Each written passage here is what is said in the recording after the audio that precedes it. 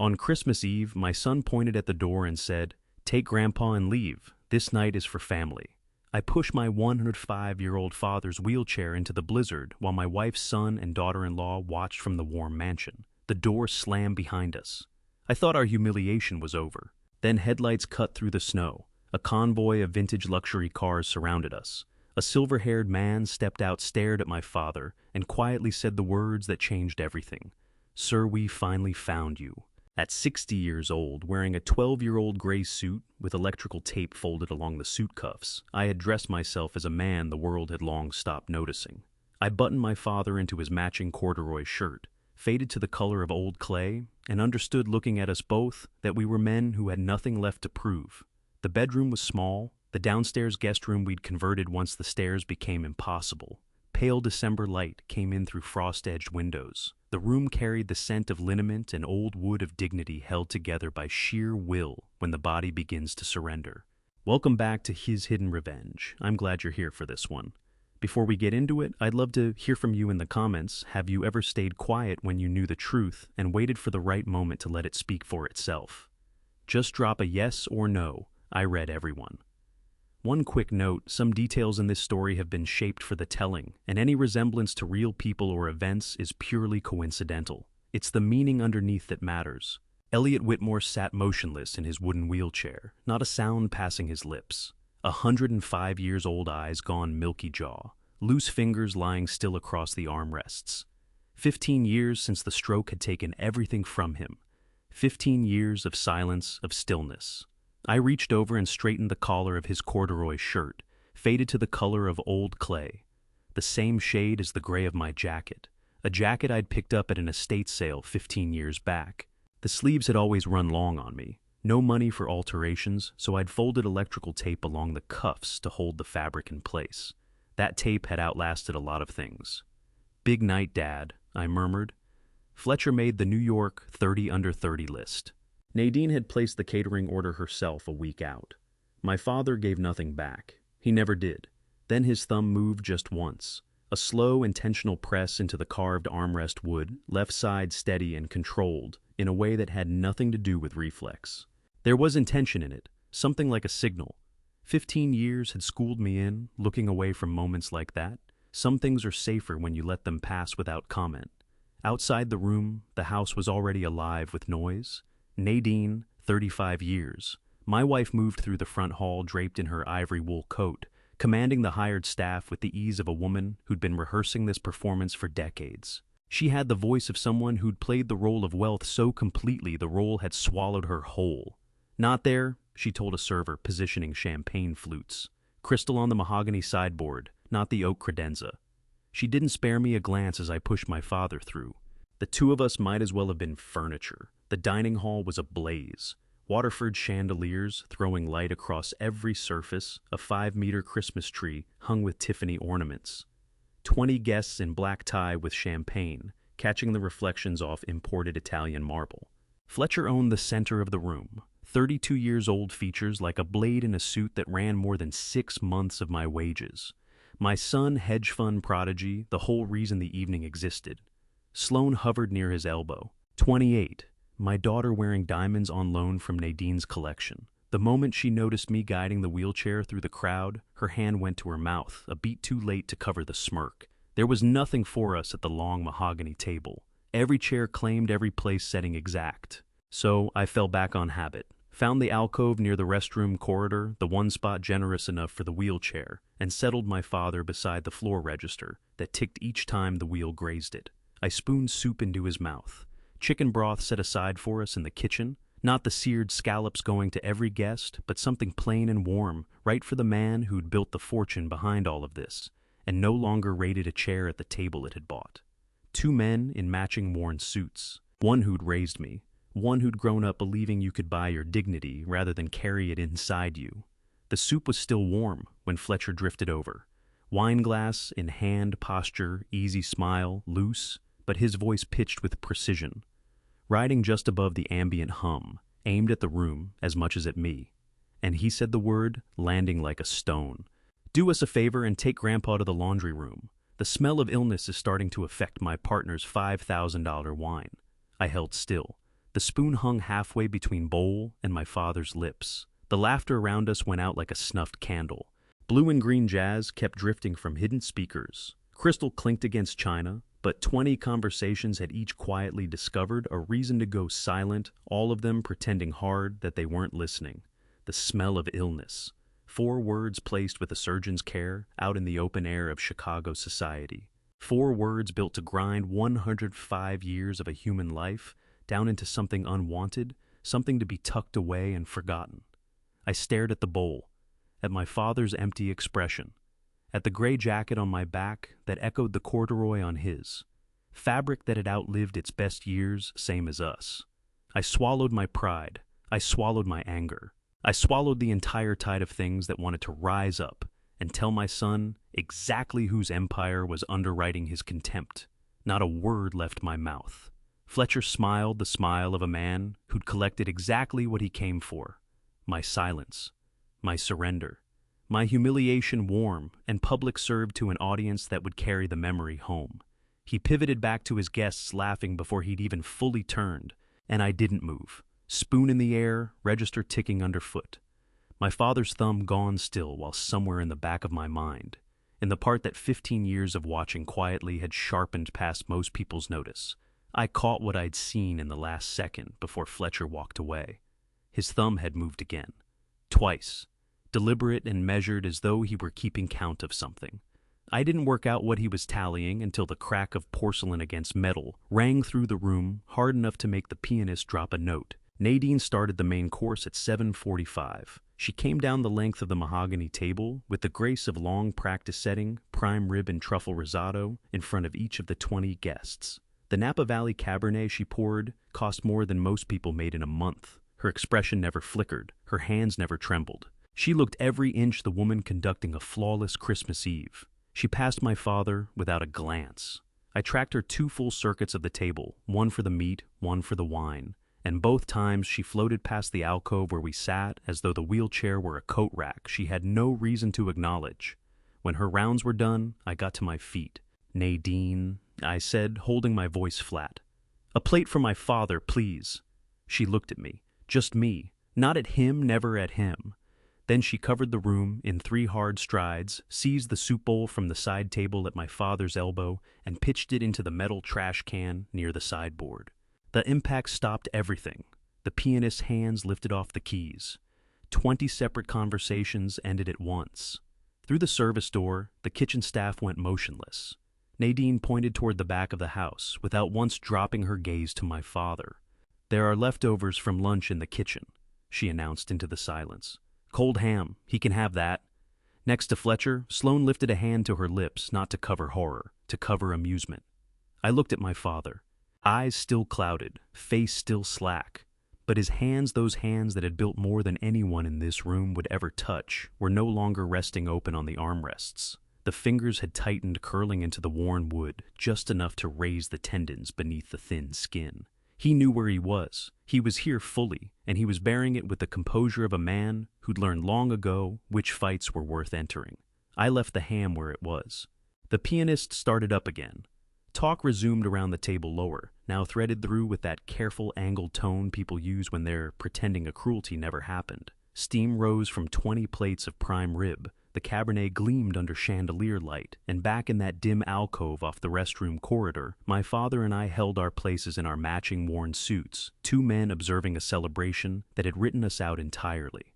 How does a son train himself to look at his own father with that depth of cold and still carry the word human? At 8:15, Fletcher rose at the head of the table. He took up the carving knife, sterling silver, monogrammed from the set that had come down through my father's grandmother's line. His gaze traveled the full length of the room, past the guests and the crystal and the towering tree, and landed on my father, in that wheelchair, 40 feet off. "You don't get a seat at this table," he said. Flat, cold. Not the cold of feeling, the cold of a choice already made. The room held its breath. Then my father spoke. Barely a sound, barely a thread of voice. I nearly lost it entirely, but the people nearest to us caught it. I caught it. Fletcher caught it. He sat at plenty of mine. The color left Fletcher's face, not faded, gone, the white of a man staring at something he was certain he'd put in the ground. His grip closed on the carving knife handle. 3 full seconds he stood there, unbreathing, unmoved, looking at a 105-year-old man in a wheelchair who had no business forming words at all. Then he lowered the knife onto the table with the care of someone who didn't trust his own hands. I stood.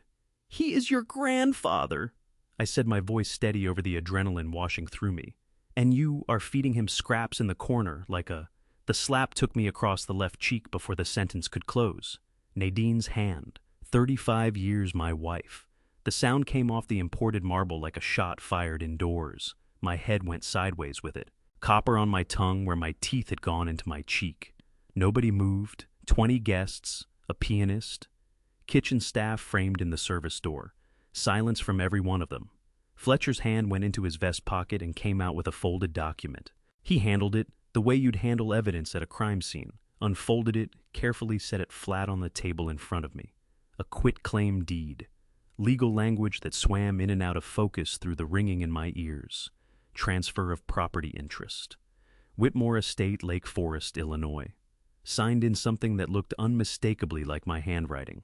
Dated December the 23rd, 2023. Yesterday. "You signed it last night," Fletcher said, his voice low and even. "After the wine, you don't remember, do you? That's unfortunate. But it's legal witnessed notarized. The house is ours now. You're trespassing." The wine that had carried a faint bitterness I hadn't placed. The headache I'd woken with that morning and blamed on stress. They'd put something in my glass, guided my hand, and walked away with the last roof my father had left. Nadine moved to the front entrance and threw the door wide. December tore into the dining hall, wind and snow, and a cold that dropped the temperature 10 degrees in the space of a breath. Outside, the blizzard had grown teeth. Snow came in, sideways piling against the stone porch in heavy drifts. "We're done carrying dead weight," Nadine said, her voice riding over the howl of the storm. "Both of you, out." I looked at my father, the man whose fortune had raised these walls, whose children now regarded him as something to be put at the curb. His eyes found mine, still fogged, still appearing far away, but his thumb came down on the armrest 3 times. Deliberate, counted, telling me something I hadn't yet learned to read. I took hold of the wheelchair handles and moved. Past 20 witnesses who stared at nothing. Past my son, who found somewhere else to look. Past my wife, who'd just opened my cheek in front of Chicago society. And out into the black, freezing night of Christmas Eve. The door shut at our backs. The deadbolt engaged a clean, oiled click, the sound of a lock that had been prepared for this exact use. After that, the only thing I could hear on that frozen porch was the bad wheel of my father's chair tapping the boards beneath us like a clock that had kept running long past the hour. Temperature -9 degrees Celsius. The iron gate stood 40 feet away through ankle-deep snow. I had no coat. My father had only his corduroy shirt. And behind the door that had just locked us out, the house blazed warm and bright, the party already drifting toward dessert. The front wheel snagged on a frozen ridge 3 feet short of the iron gates. The wheelchair canted sideways, slow and inevitable, the way physics works when a 105-year-old man and 40 pounds of oak decide to trust gravity. I threw myself forward and caught the armrest with both hands before the chair could go over into the snowbank. My knees cracked against the ice underneath. Pain flared through both kneecaps. But I held the frame, braced my full weight against it, and levered it back upright within 10 seconds. My father didn't make a sound. His hands had found the armrests and gripped. Knuckles gone, white fingers already deepening into that particular red that arrives just before the cold makes a permanent claim. I peeled off my suit jacket, the single layer, standing between me and the December wind, and laid it across his knees. It wasn't enough. Nothing I had was enough. We had fought through 40 feet of snow to get to these gates, and now we were on the other side of them, with -9 degrees Celsius and nothing else. I got down on one knee in the snow and took his hands in mine. They were rigid with cold, the kind that doesn't release quickly even once you bring it indoors. My voice broke on the first word. "I'm sorry. I lost your home. I couldn't protect you." He looked at me, and something shifted. Those clouded eyes that for 15 years had seemed to focus on nothing suddenly fixed on mine, with a sharpness that knocked the air out of me. A single tear came from his left eye. I watched it move down the lines of his face, catching the far glow of the house, where we were no longer welcome. It froze before it could fall, just stopped, crystallized mid-cheek, a permanent mark on the moment I had failed the man who made me. That tear frozen there. I have lived with the image of it every day since. Some things won't release their grip on you because they mark the exact line where your life split in two, the before and the after. I was still holding his hands when the darkness outside shifted. Not gradually, all at once. Multiple headlights bright enough to print shadows across the snow that hadn't existed a moment before. I turned. 6 vehicles came through the iron gates in formation, rolling slow and deliberate. Not modern SUVs, not current model luxury sedans. Something older. Rolls-Royce Silver Ghosts, Bentley State Limousines, vintage Illinois, plates, paint so black it looked like standing water under the streetlights. Chrome that held the falling snow like polished mirrors. These weren't automobiles you purchased. These were machines that lived in climate-controlled carriage houses belonging to families who had held their wealth since before either of the world wars, the kind of vehicles that changed hands through inheritance because no amount of new money could acquire them otherwise. They stopped in a line exactly 3 meters between each car, headlights cut out together, leaving only the yellow warmth pouring from the estate at our backs and the white curtain of falling snow. Doors opened. 6 men stepped out in black wool overcoats, each carrying a large umbrella. They took their positions beside the vehicles in silence and with a precision that suggested military training. From the lead Rolls-Royce one man came forward. Aldous Merritt, 65 years old, silver-haired, composed, wearing a wool Chesterfield overcoat and Homburg hat. Under the coat, bespoke Savile Row, tailoring the sort that demands 3 separate fittings and costs more than a reasonable car. His shoes held their mirror polish, despite the snow underfoot. He walked at a steady, measured pace, a man entering a room where he already knew every word of the verdict. He came directly to my father's wheelchair, lowered himself to one knee in the snow, and bowed his head. He held that position for a long moment. Then, just above a whisper, "Sir, we finally found you." He rose. "Mr. Elliot Whitmore," he said, his voice carrying clean and clear across the frozen driveway. "The 15-year covenant concludes tonight. The one who remained beside him is Conrad. By your prior instruction, I am activating the Whitmore Trust." The breath left my body. None of those words assembled into sense. Covenant, trust, activating. My father hadn't formed a coherent sentence in 15 years, hadn't executed a legal act since the stroke. And yet this man, this attorney in a hand-stitched wool, was kneeling in the snow before him, as though greeting a sovereign, while 6 vehicles idled behind him, in response to a call my father had apparently made long ago. A sound from above a balcony door sliding open. I looked up. Nadine stood on the 2nd floor in her evening gown, Fletcher at her side in his tailored suit, Sloane just behind them in her borrowed diamonds. All 3 stared down at the fleets sitting in the driveway. Their faces had gone the color of the snow around us, their expressions locked in something that was just becoming comprehension, the look of people who've spent an evening playing checkers while another game entirely was in progress and have just noticed the board. "Who are these people?" Fletcher asked. His voice had shed every note of confidence it had carried all evening. No one answered him. I would come to understand later that the silence itself was the answer, the kind you give a man when you've realized he never held the hand he thought he was playing. Merritt stayed on one knee. My father's thumb moved against the armrest 4 times. Slow controlled the rhythm of a man who had been keeping count all along. The attorney reached into his coat and produced a gold-embossed leather portfolio, the kind of document case that holds paper worth more than most people's homes.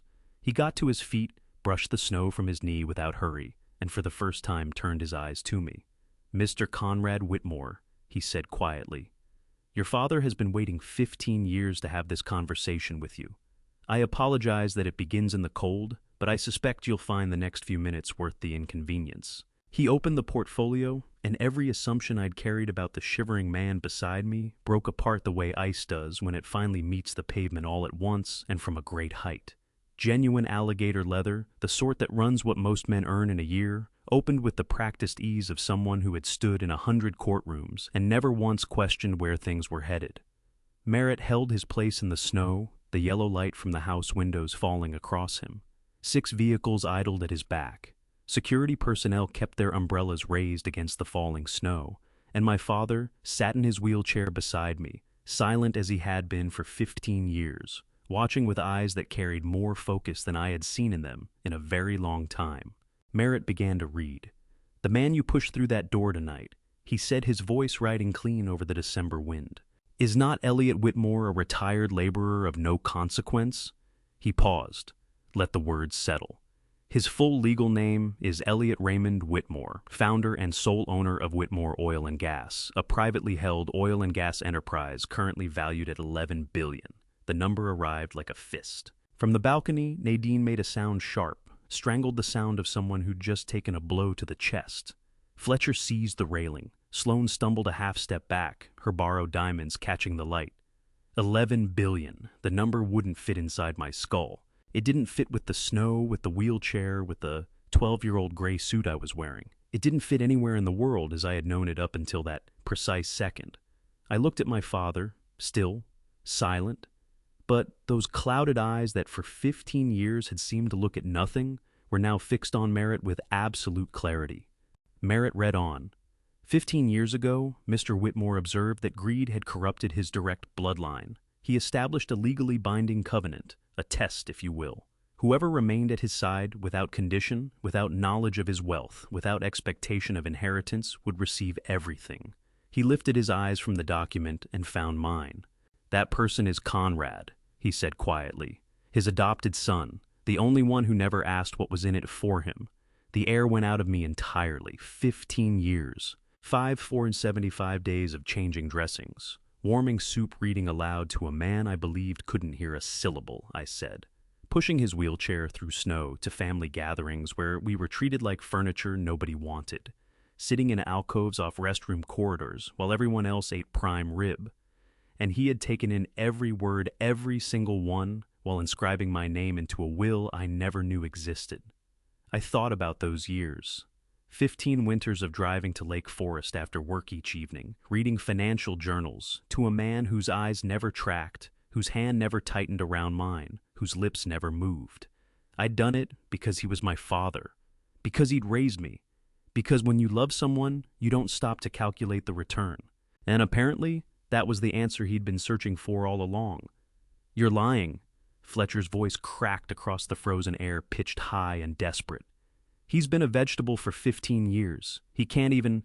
Your grandfather in Merritt, cut in his tone, sharp as broken glass, suffered a stroke in 2008 that produced significant motor and speech impairment. He has been receiving care at this residence under the supervision of medical professionals who report directly to me. His cognitive function has never been in question.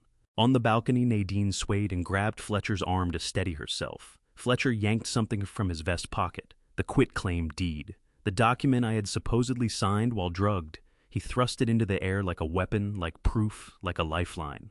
It doesn't matter, he screamed, his voice coming apart. I have the signed deed. This house belongs to me. Legal transfer witnessed and notarized. You can't... We can speak to that, Merritt said. His voice dropped 20 degrees. He regarded the paper Fletcher was waving. The way a surgeon regards something he's already decided to remove, calm, clinical, the outcome never in doubt. He turned to the second section of the portfolio. The snow was falling harder now. The wind had sharpened driving ice crystals against any exposed skin. Behind me, one of the security detail angled his umbrella to shield the documents. The vehicles held their formation engines running low beneath the noise of the storm. I was kneeling in the snow beside my father's wheelchair, hands still wooden with cold, my cheeks still burning where my wife had struck me, my mind still staggering under revelations it couldn't absorb. $11 billion. A 15-year test I had passed without ever knowing I was being evaluated. An inheritance I'd never sought, built on nothing more than showing up every night for a man who gave nothing back. The property you are standing on, Merritt said, his voice cutting through my thoughts with a surgeon's precision, has been the subject of considerable legal activity over the past 16 months, activity that your action with that quitclaim deed has just brought to its natural conclusion. Fletcher's face had gone white, whiter than the snow around him, whiter than anything I had ever seen on someone still standing. What are you talking about? He whispered. Merritt smiled, not warmly. It was the expression of a man who had spent 15 years engineering this exact moment and intended to savor every remaining second of it. The Whitmore estate, he said, drawing out each word, carries a mortgage of $7.3 million. That mortgage was acquired by Whitmore Holdings, LLC, a subsidiary of your grandfather's oil and gas enterprise 16 months ago. The terms include a standard due-on-transfer acceleration clause. He paused. Let it land. The moment you had Conrad sign that quit-claim deed, you triggered that clause. The moment you physically removed the mortgagor from the property, you accelerated the entire debt. And the moment you locked that door, he checked his watch. 17 minutes ago, to be precise, you transferred legal ownership to the mortgage holder. Another pause longer. Which is Conrad. The second page bore law firm letterhead, dated 16 months earlier, August 2022. The first 3 words were sufficient to stop Fletcher's breathing mortgage note acquisition. Merritt read without expression, his voice moving across the frozen driveway, like a judge delivering a verdict composed long before anyone arrived. Whitmore Holdings, LLC, a subsidiary company owned entirely by the Whitmore Trust, acquired the senior mortgage note on this property from First Chicago Bank. The note was in default by 43 days at the time of purchase. Fletcher stared at the quitclaim deed still in his hands, the one he'd waved like a trophy half a minute ago. It was trembling now. Merritt continued. When you executed that transfer tonight, you triggered the standard due-on-transfer acceleration clause within the mortgage contract. Whitmore Holdings LLC exercised its legal right under Illinois law to accelerate the full loan balance immediately.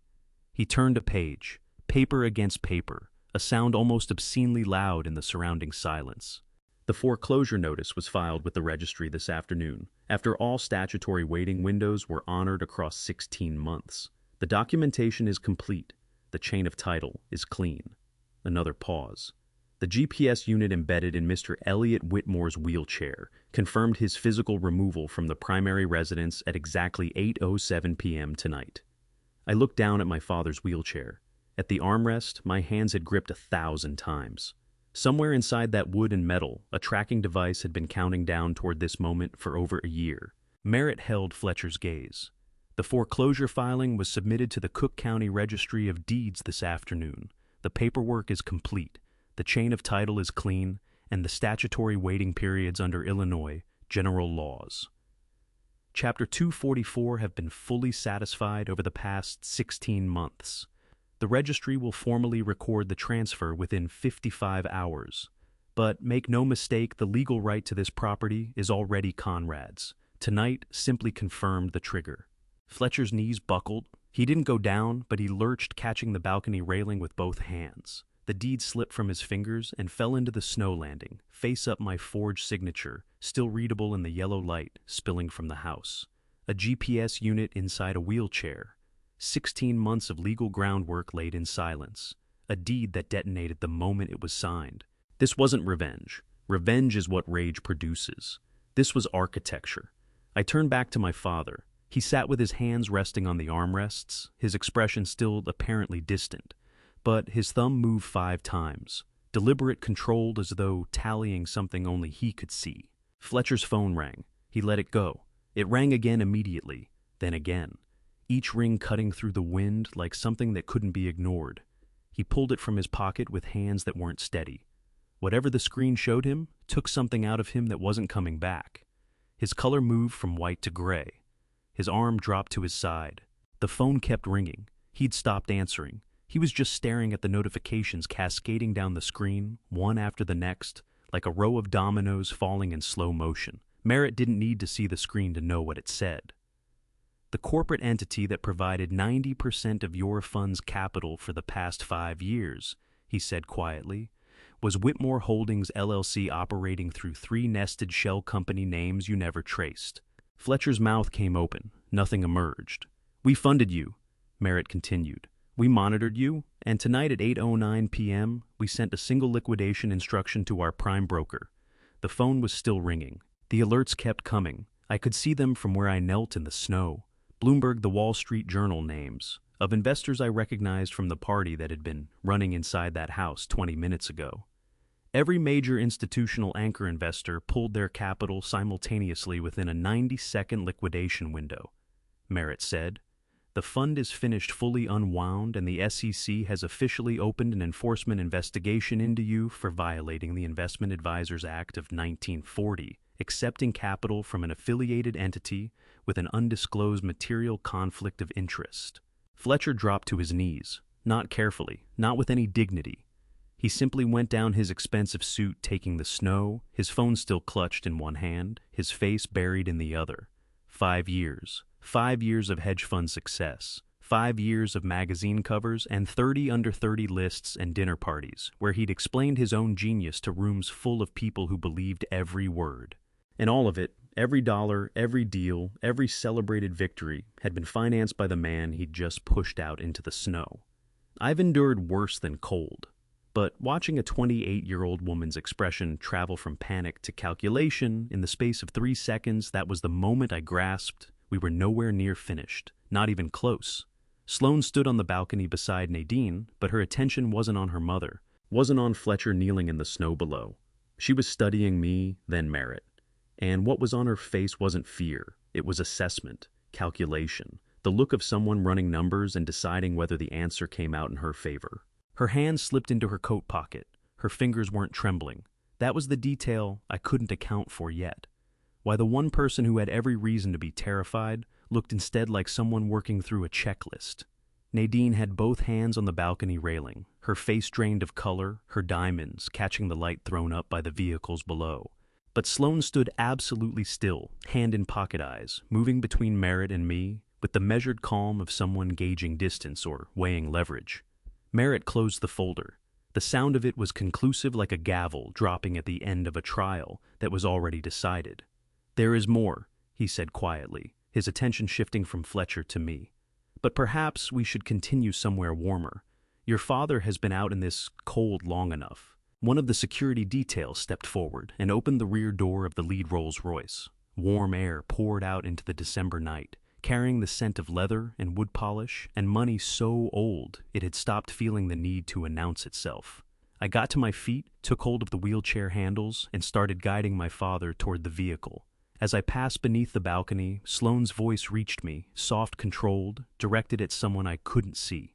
"I need to make a call," she said, not a request, a statement of fact. Her hand was still in her pocket, her fingers still weren't shaking, and I knew with the particular certainty that comes from a lifetime of watching people that whatever she was setting in motion had started well before tonight. I didn't follow Sloane's gaze as she announced her call. My eyes had found someone else, the woman I'd shared a bed with for 35 years, the woman whose coffee order I knew, without asking whose sister's birthday I held in my head when she forgot it, whose hand I'd held through 2 miscarriages and a father's funeral. And I asked the question that would cost me more than everything I'd just inherited. "Nadine." I said, my voice rough from the cold but holding steady. "Why 35 years? I gave you everything I had." She opened her mouth, closed it. Her eyes went to Fletcher, then to Merritt, then back to me. Merritt spoke before she could find words. "Mr. Whitmore," he said quietly, drawing out the 3rd section of the file. "Allow me to answer that." He produced a document. Even from 10 feet away, I could see its age paper gone yellow, text struck by a manual typewriter that had pressed hard enough to leave impressions on the reverse side. 35 years ago, Merritt read, Nadine discovered a partial probate document from the legacy estate, just enough to understand that you were Elliot's most beloved adopted son and presumptive heir. The words entered the air like stones dropped into still water. She initiated the relationship deliberately. He continued. She married you to wait. The breath went out of me. Merritt kept reading. Your father documented her research. The courthouse visits the public records requests the questions she directed at mutual acquaintances about your background, your adoption, your relationship with Elliot. She assembled a file on you before the first date. He raised his eyes and found mine. She has not loved you a single day, Conrad. I am sorry to say it so plainly, but your father insisted you hear it from a certified document rather than from her mouth, because a document cannot lie to spare your feelings. I have endured worse than cold, but that sentence, "a document cannot lie to spare your feelings," did something to the ground beneath me that the ice had not managed. 35 years, not one day. I thought about the coffee I'd carried to her in bed for 3 decades, the anniversary cards I'd written by hand, the afternoon I'd sold my car to cover her mother's medical bills because she'd asked, and I'd never once wondered why she couldn't draw on her own accounts. Every moment, every gesture, every word of love I'd spoken into our darkened bedroom while she was asleep. None of it had ever been returned in kind. "That's not—" Nadine started, her voice climbing high and sharp. He can't prove the document is notarized, Merritt said, witnessed, filed with this firm in 1988. Every detail of your research into Conrad's background is cataloged, including the date you learned he was adopted. March 14th, 1988. 3 weeks before your first conversation with him. Nadine's mouth closed. The color left her face completely. Merritt wasn't done. His gaze shifted from Nadine to Sloane, still standing on the balcony with her hand in her coat pocket, her expression giving nothing away. And now, Merritt said, his voice descending into something colder, we address the matter of active harm.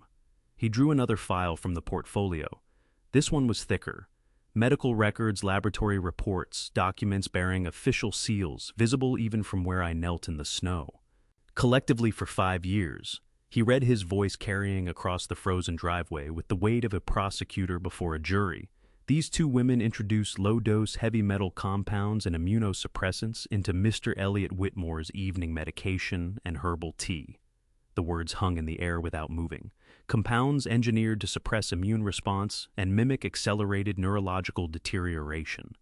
Nadine seized the balcony railing. You have no proof of that, she screamed, her voice breaking apart. Merritt regarded her the way a surgeon regards something already scheduled for removal.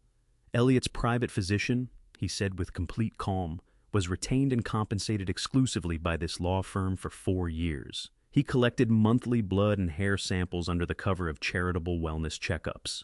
He turned a page.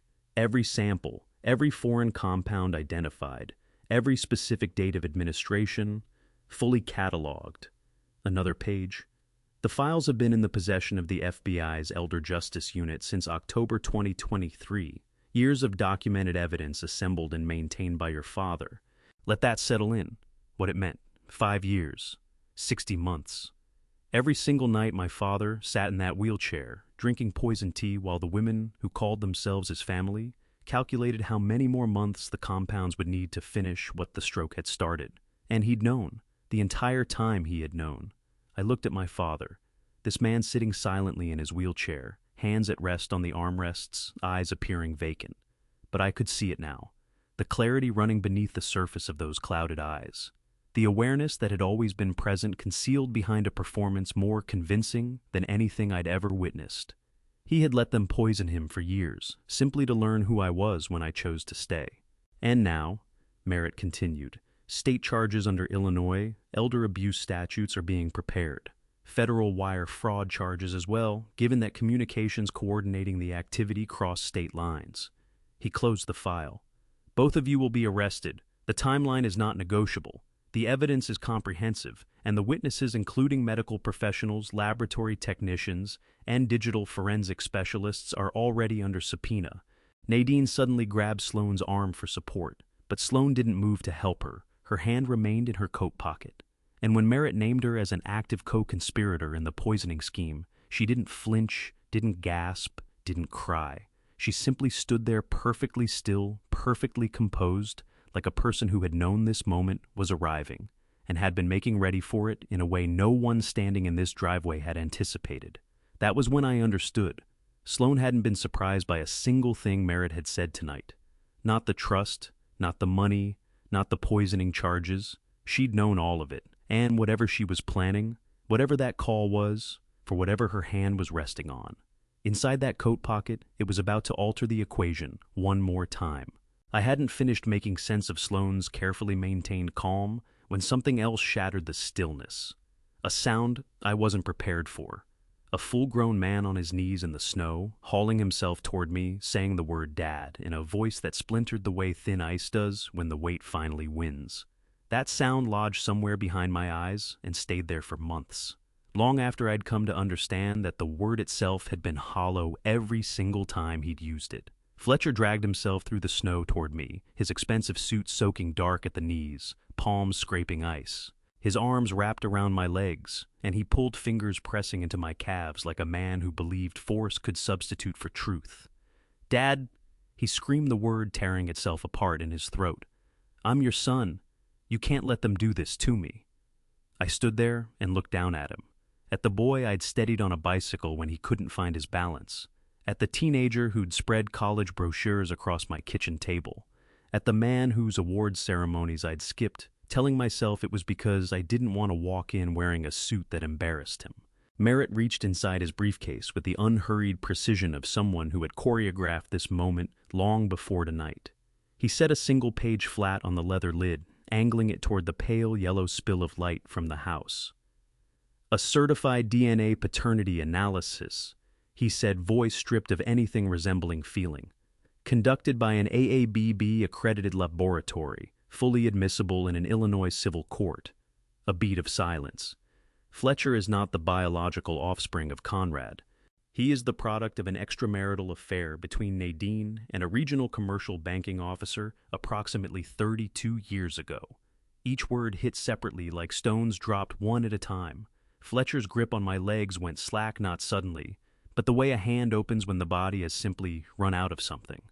I stared down at the page, the seal, the two names, the number beneath the paternity probability column. 0%. 32 years. How many times had I heard that word? Dad, Little League bleachers, graduation ceremonies, the phone call when he got into business school. Each and every time a fabrication. Not because of what the DNA said, because he already knew what it said. He found out at 25. He sat with that knowledge and went right on using the word for 7 more years, while he and his mother mapped out what to take and when to take it. I looked down at Fletcher, the way you look at a photograph of a stranger you once mistook for someone you loved. No fury in it. Just the bleak clarity of seeing a name on a legal document and realizing it belonged to no one you actually knew. "Get off me," I said, quietly, almost gently. His hands pressed harder for a moment. "Please get off me." Then the grip dissolved and he sagged backward into the snow, looking up at me with the expression of a man who'd decided somehow that he was the one who'd been wronged. That was when Sloane moved. She pushed past Fletcher, her heel nearly caught his shoulder, and came down from the balcony in a rush. Each step on the frozen stone rang out sharp and deliberate as she crossed toward where I stood at my father's wheelchair. She went to her knees in front of me. "Mr. Whitmore," she said, voice climbing with urgency. "I was coerced. I have recordings. Nadine and Fletcher orchestrated all of it. Every dollar redirected, every dose administered. I'm prepared to surrender everything to the authorities this moment." Her hand came out of her coat pocket, gripping a small digital recorder, thrust upward as though offering it to a court. 6 months of conversations, she said. Everything they discussed, every plan they made. I kept a record of all of it. Fletcher scrambled up from the snow and lunged. Merritt moved in front of him. One palm-raised voice composed as though chaos were simply weather. "Miss Sloane approached our firm 6 months ago. He set his attention on me rather than on her. Her motivation was not conscience. She was attempting to exchange privileged information for her own immunity." The color withdrew from Sloane's face. "We turned down any financial arrangement," Merritt went on. "What we did instead was more deliberate. Before each relevant meeting Sloane had with Nadine and Fletcher, our firm provided written consent notification forms for all parties to sign, presented as routine legal paperwork tied to estate planning procedures. Nadine and Fletcher put their signatures on those forms without examining them carefully.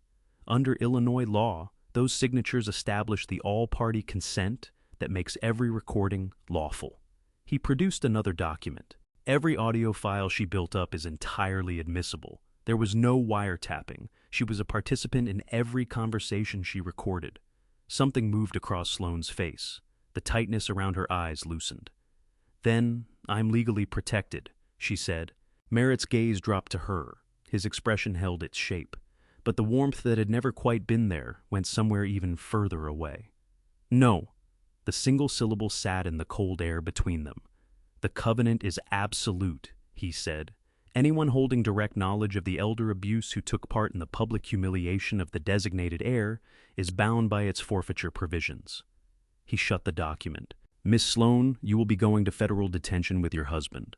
She had imagined herself the sharp player at the board, accumulating leverage, securing evidence, angling for the role of cooperative witness. What she had never reckoned with was that my father had no interest in games.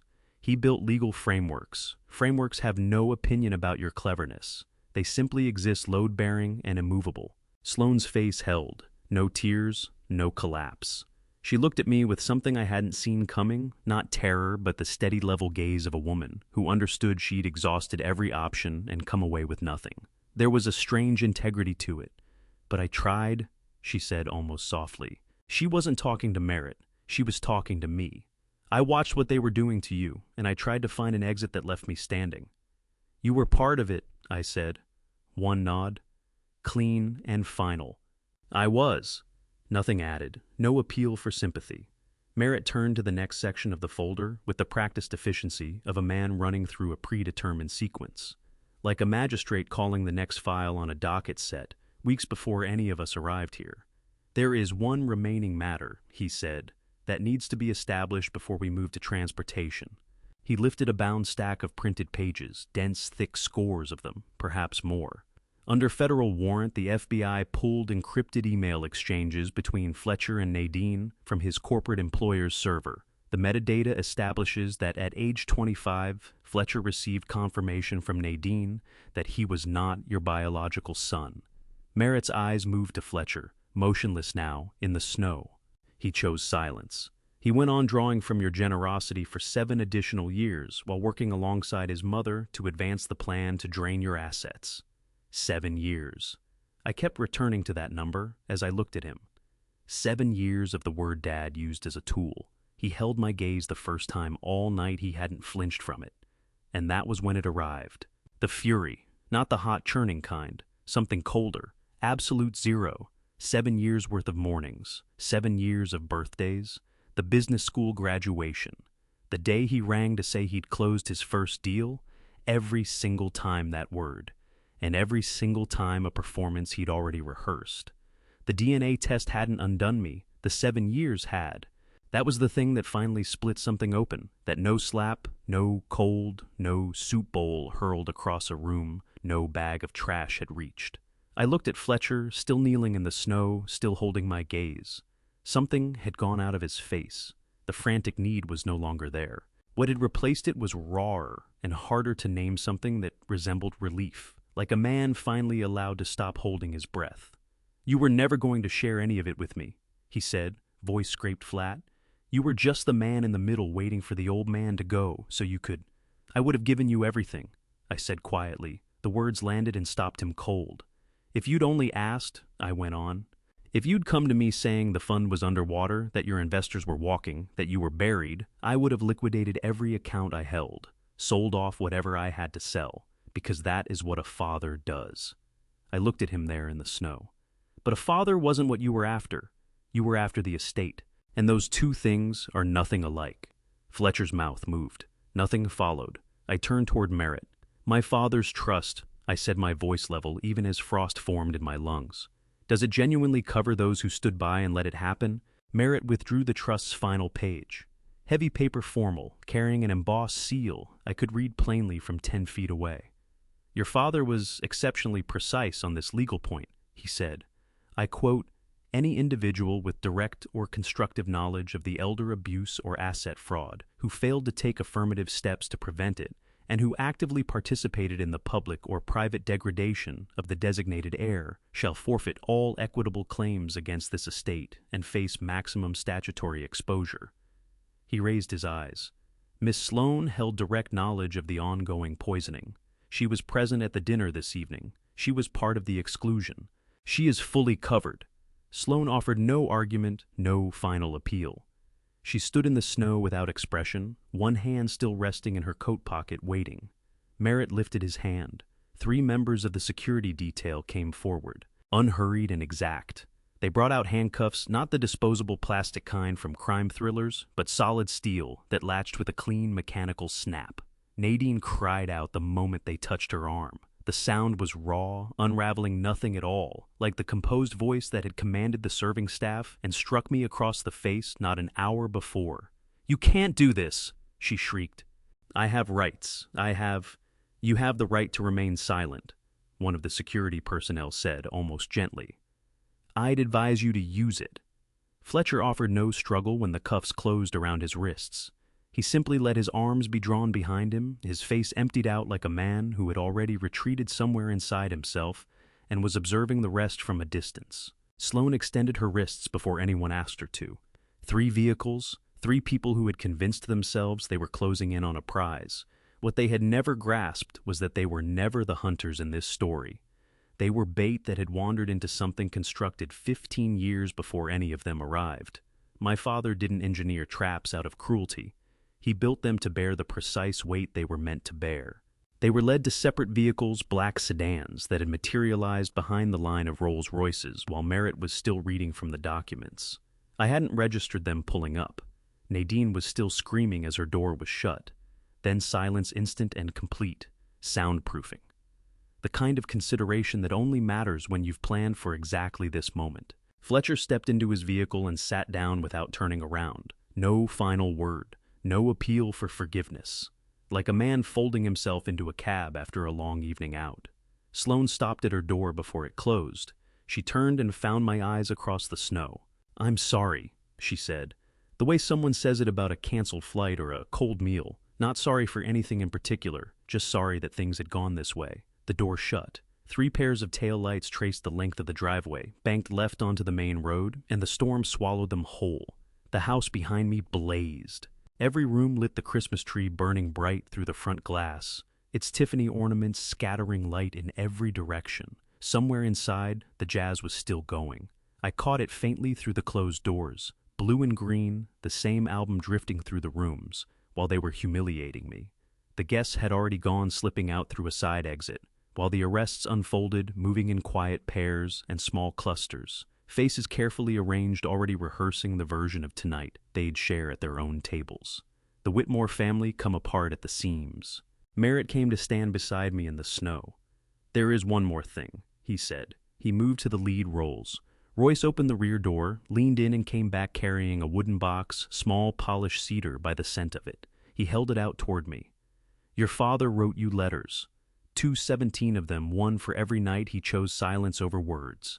The 218th he finished this morning. You'll find it at the bottom. He instructed me to place them in your hands tonight in order." The cedar smell reached me. Before anything else, old resinous, and underneath it, something I couldn't identify until Merritt raised the lid and I saw the envelopes packed inside. Each addressed in blue fountain pen, in a hand I knew instantly to a name I had carried for 60 years, without once truly understanding what it held: beloved son. We were inside the lead Rolls-Royce. The door closed, and the night outside, the wind, the snow, the last sounds of the estate sealed themselves away. Warm air settled over us. The leather had the smell of polish and old money, the kind that doesn't feel the need to say anything about itself. My father had been transferred into the vehicle in his wheelchair, lifted by one of the security detail, with practiced efficiency. He sat beside me, still wordless, but his eyes were sharper than I had seen them in 15 years. Merritt set the cedar box on the seat between us. "For 15 years, he said quietly, "every night after the household went to sleep, your father sat alone and wrote you a letter by hand." I stared at the box. "He never sent them," Merritt went on. "His instructions were to deliver them to you tonight in chronological order." He lifted the lid all the way. The envelopes inside were thick and cream-colored, each one sealed in red wax, stamped with an impression I couldn't read in the low light of the car's interior.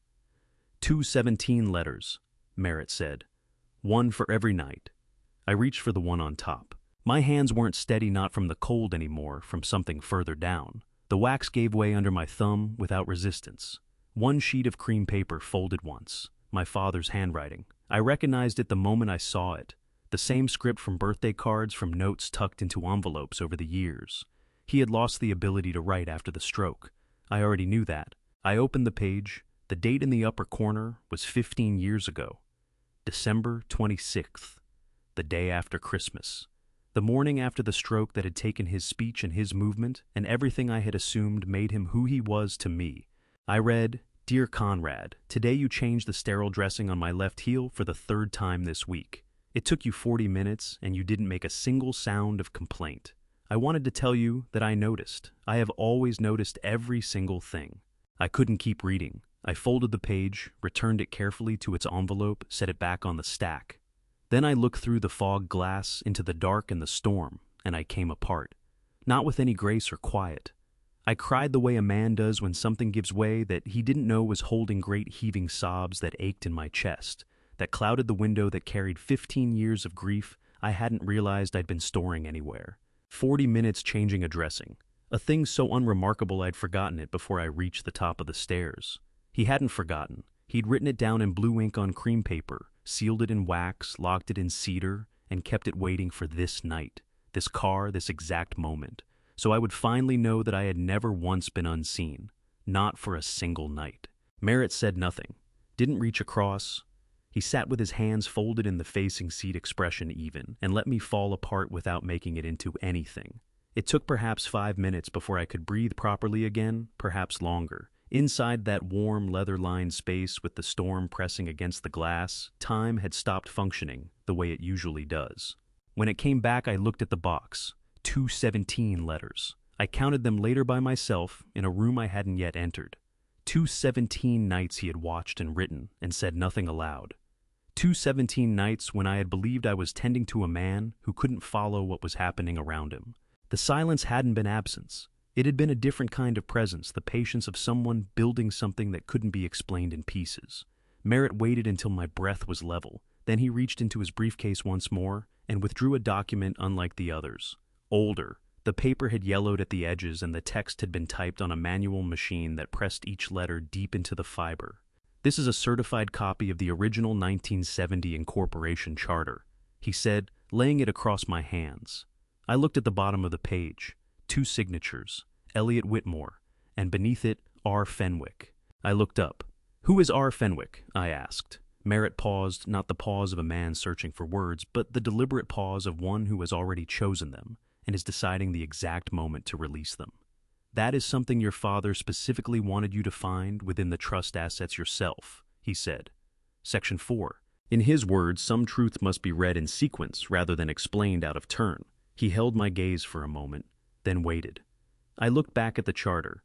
R. Fenwick, a name 53 years old, a partner who had stood beside my father at the very beginning, who had helped build whatever the foundation was before I existed to see it. Section 4, I said. Merritt nodded. When you're ready, he said again. I folded the charter and pressed it into my breast pocket flat against my chest. The paper had held warmth from the briefcase. It rested there as though it had always meant to. I didn't know yet what that name meant. I told myself it could keep. It turned out it couldn't. But I wasn't there yet. The Rolls-Royce eased into motion, smooth, almost imperceptible, the kind of movement that doesn't announce itself even on roads buried under ice and snow. Beside me, my father's hand shifted slightly. His thumb pressed against the armrest of his wheelchair 6 times. Deliberate, measured, counting something I had not yet learned to read. I looked at him, at this man who had spent 15 years in the dark writing me letters, building an estate in secret, constructing a test I had passed without ever knowing I was being tested. Thank you, I said. It came out quietly. His eyes found mine, and for the first time in 15 years, a smile moved across his face. The Rolls-Royce had been moving for 20 minutes when I broke the silence again. Merritt, I said, Section 4. When exactly? He pulled his gaze from the window. When you're ready. Define ready for me, I said. He took a breath, turned it over. Once the grief from tonight isn't drowning out the need to know, he said. You'll recognize it when it happens. Outside, the highway opened up. The worst of the storm had passed. Roadside signs strobed white in the headlights, Lake Forest, Newton, Chicago. The folded charter pressed against my ribs through the fabric of my shirt. I left it there. I held back. That night wasn't the moment. Instead, I tilted the page toward the low reading lamp Merritt had clicked on and studied the 2 signatures inked across the bottom. Elliot Whitmore, R. Fenwick. 2 men, 2 signatures on a document from 1970 before I existed in this family at all. Before Nadine. Before any of what had happened tonight. Who is R. Fenwick? I said, not taking my eyes off Merritt. Not someday. Right now. Tell me. His face gave nothing away. He occupied the facing seat with his hands quiet in his lap, his wool Chesterfield overcoat still sitting on him, without a crease, as though the entire wreckage of the evening had left him untouched. Your father was emphatic, he said, spacing the words carefully, that this particular answer belongs to you to find inside the trust materials, Section 4, specifically. Certain things have to arrive in the right order, not delivered out of sequence, when you are ready. Something lit up behind my sternum, not rage, something tighter frustration. So, when does ready arrive? Merritt shifted forward just slightly. The look he fixed on me was the kind that explains without a single word why a man like my father would trust another man with every secret he had. "When the mourning for what you lost tonight quiets down enough," he said, "Section 4 is going to show you something that was never taken from you at all, hidden in plain sight for 50 years, but never gone." Hidden in plain sight. I brought my eyes back to the charter, those two names that year printed at the top. 1970. 53 years back. Some truths must be read in sequence. Merritt's phrase kept returning. Like a novel whose ending is incomprehensible unless you carried every earlier chapter with you to reach it. The first chapter was in my hands right now. What I couldn't see yet was that the final chapter would do two things: simultaneously make forgiving my father possible and make forgiving Nadine something I'd never be capable of. I refolded the charter and tucked it back into my breast pocket, pressing it flat against my chest, where I could feel the paper move when I breathed. Then the Rolls-Royce eased down. I glanced out the window. We had drawn up alongside one of the black sedans, the same vehicles that had taken Nadine and the others off the estate. It sat on the road's shoulder hazard lights, beating orange against the snowfall. Merritt leaned to the intercom. 30 seconds, he told the driver. The glass beside me descended in a single smooth motion. Across the narrow gap between vehicles through the transport window, Nadine sat in the rear seat, wrists bound in her lap. Her ivory wool coat had been removed. What remained was the silk dress from the party, far too delicate for the December cold, and the diamonds at her throat, catching the hazard lights and scattering them like shards. She rapped her knuckle against the glass. The agent seated beside her gave a nod. "This isn't an excuse," she said across the gap. Her voice had dropped to something I'd never heard from her. Not soft exactly, but stripped of its engineering. The razor precision that had run our household and our marriage for 35 years was simply gone. In its place was something rawer, closer to honest. "I came from nothing," she said. 2 dresses, 4 years of high school. Cardboard wedged into my shoes because the soles had worn through. Poverty leaves a scent on you that soap doesn't reach. I studied her, not the surface I had been looking at for decades, but the structure underneath. The tailored coat and the practiced voice and the diamonds on loan all fell away. And what I found behind them was a girl who had absorbed one lesson completely. The world takes from you, so you take first, and you never open your hands. Something moved inside me. Not forgiveness, I want to be exact about that. Understanding. The two are not the same currency. "I'm sorry," I began to say. Nadine's jaw locked. Whatever had briefly surfaced withdrew behind her eyes like a shade being pulled. "That does not mean that I am sorry," she said, and the ice was fully back in her voice. Her window climbed, the hazard lights died. The sedan rejoined the road and drove into the dark and the snow and took her somewhere I'd never follow. You can trace the origins of someone's damage and still decline to absorb the consequences. I understood the girl who had stuffed cardboard into split soles. I could see the precise chain of events that produced the woman who laced my father's tea with poison for 5 years. But comprehending a road is not the same as owing someone passage on it. You don't owe that. Not to anyone. My window rose. The Rolls-Royce pulled back into motion. Merritt stayed quiet across from me. No commentary, no consolation. Simply giving the moment room to settle. My father sat in his wheelchair, hands arranged on the armrests, gaze clear and deliberate, tracking me the way he always had. Always watching. His thumb tapped the armrest 7 times. Measured intentional some private count I still hadn't cracked. "Where does this car end up?" I asked. "Your father maintains a private residence in Chicago," Merritt said. "Secure. No one who shouldn't know about it does. You can rest there, begin working through the documents at whatever pace suits you tomorrow, next week. Your call entirely." A pause. "Section 4 isn't going anywhere," he said softly. "It keeps until you're ready." I pressed a hand in my breast pocket. The charter was still there, its warmth from my body, its corners sharp through the cloth. R. Fenwick. A partner no one in my life had ever named. A set of initials that would eventually reorganize everything I believed about what my father had built and why. But that reckoning belonged to another night. This night had 217 letters in a cedar box. 15 years of a man watching his son and writing it all down in the dark and fountain pen on cream paper. Because silence was the strategy, not the truth. A lifetime I had spent believing no one was paying attention. Every one of those letters was a rebuttal to that belief.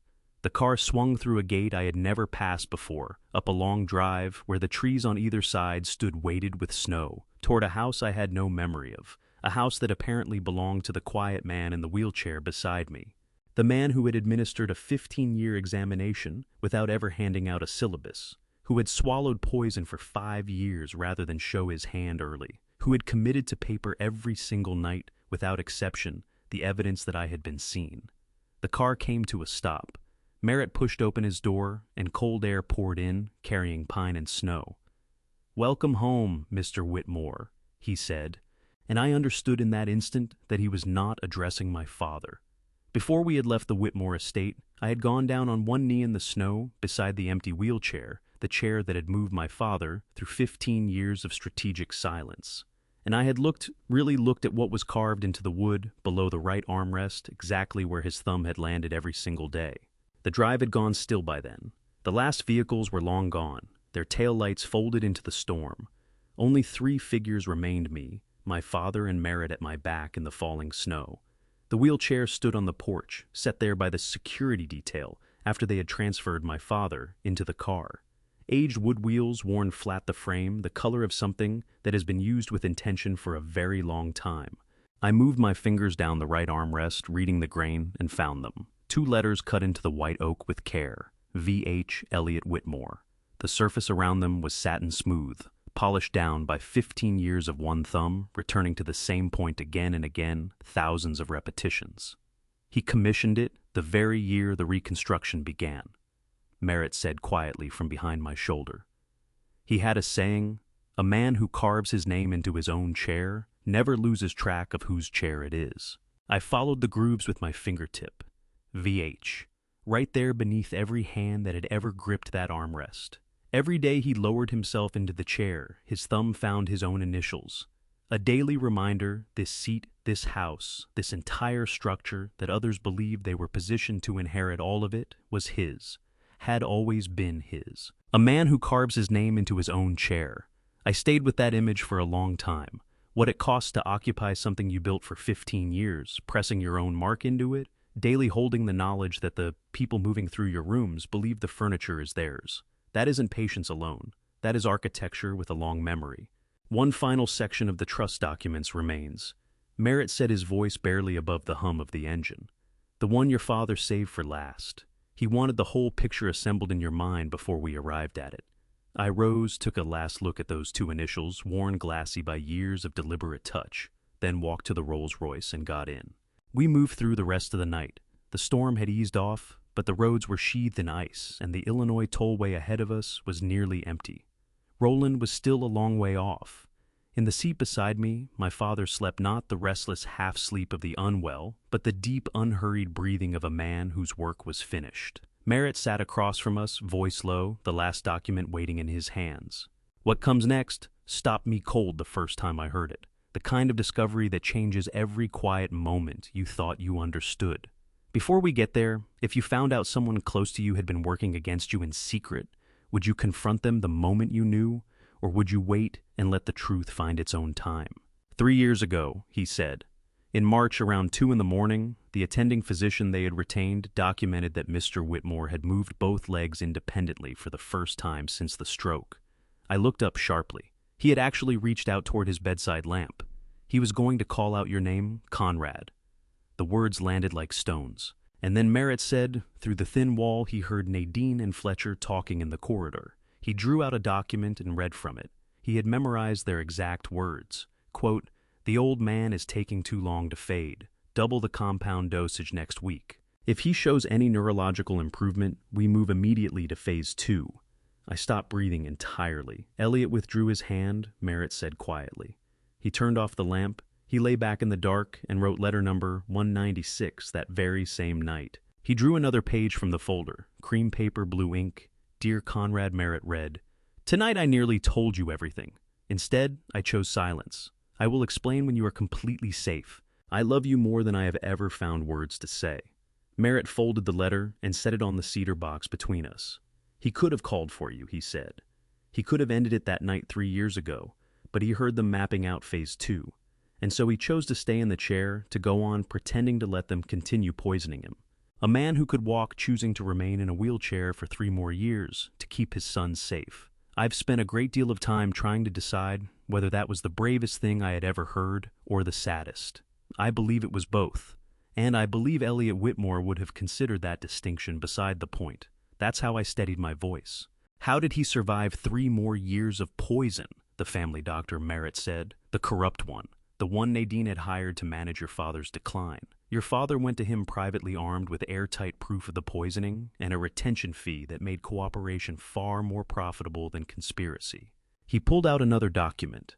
During evaluations, the doctor administered harmless sedatives to simulate deterioration. Recorded decline in the official charts gave Nadine and Fletcher precisely the reports they were hoping for. Merritt turned the page, and then the doctor would return late at night through the basement door, administer detox agents, and log your father's actual rehabilitation in a private medical ledger. He helped him learn to walk again. I stared at Merritt. Learning to walk again, I repeated in the dark.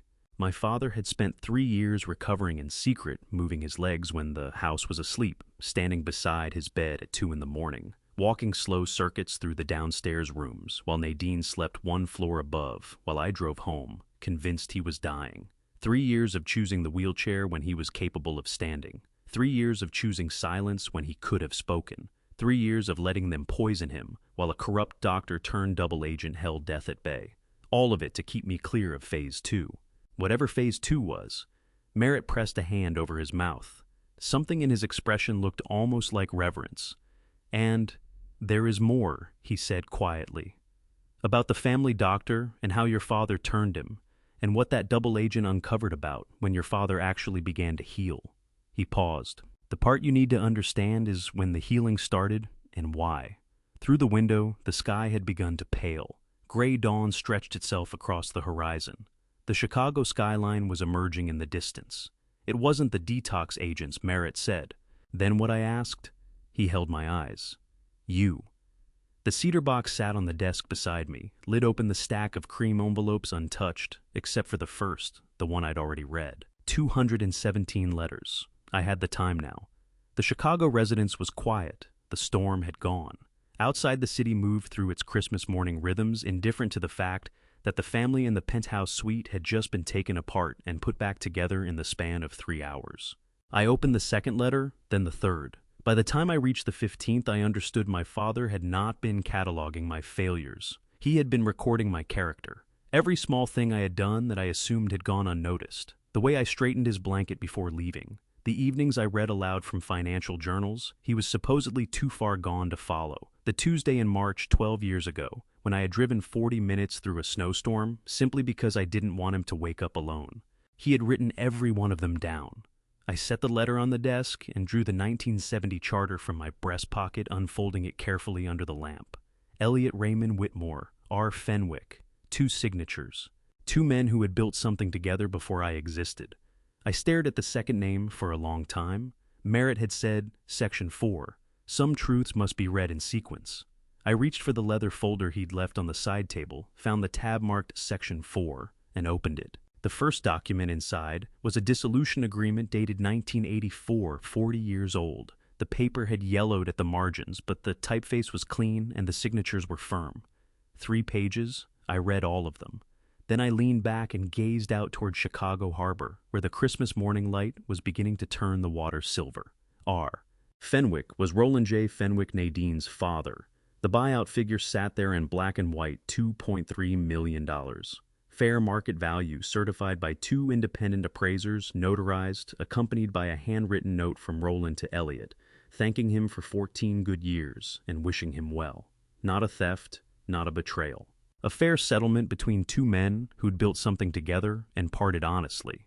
Somewhere along the years, Nadine had been given a different version of events. That her father had been cheated. That Elliot had taken everything and left the Fenwicks with nothing. That the Whitmore fortune had been raised on her family's ruin. It wasn't true. It had never been true. I folded the dissolution agreement and held it in both hands. Outside, the church bell rang somewhere across the harbor. Once, twice, a third time. I thought about 35 years of marriage constructed on a grievance that never actually occurred.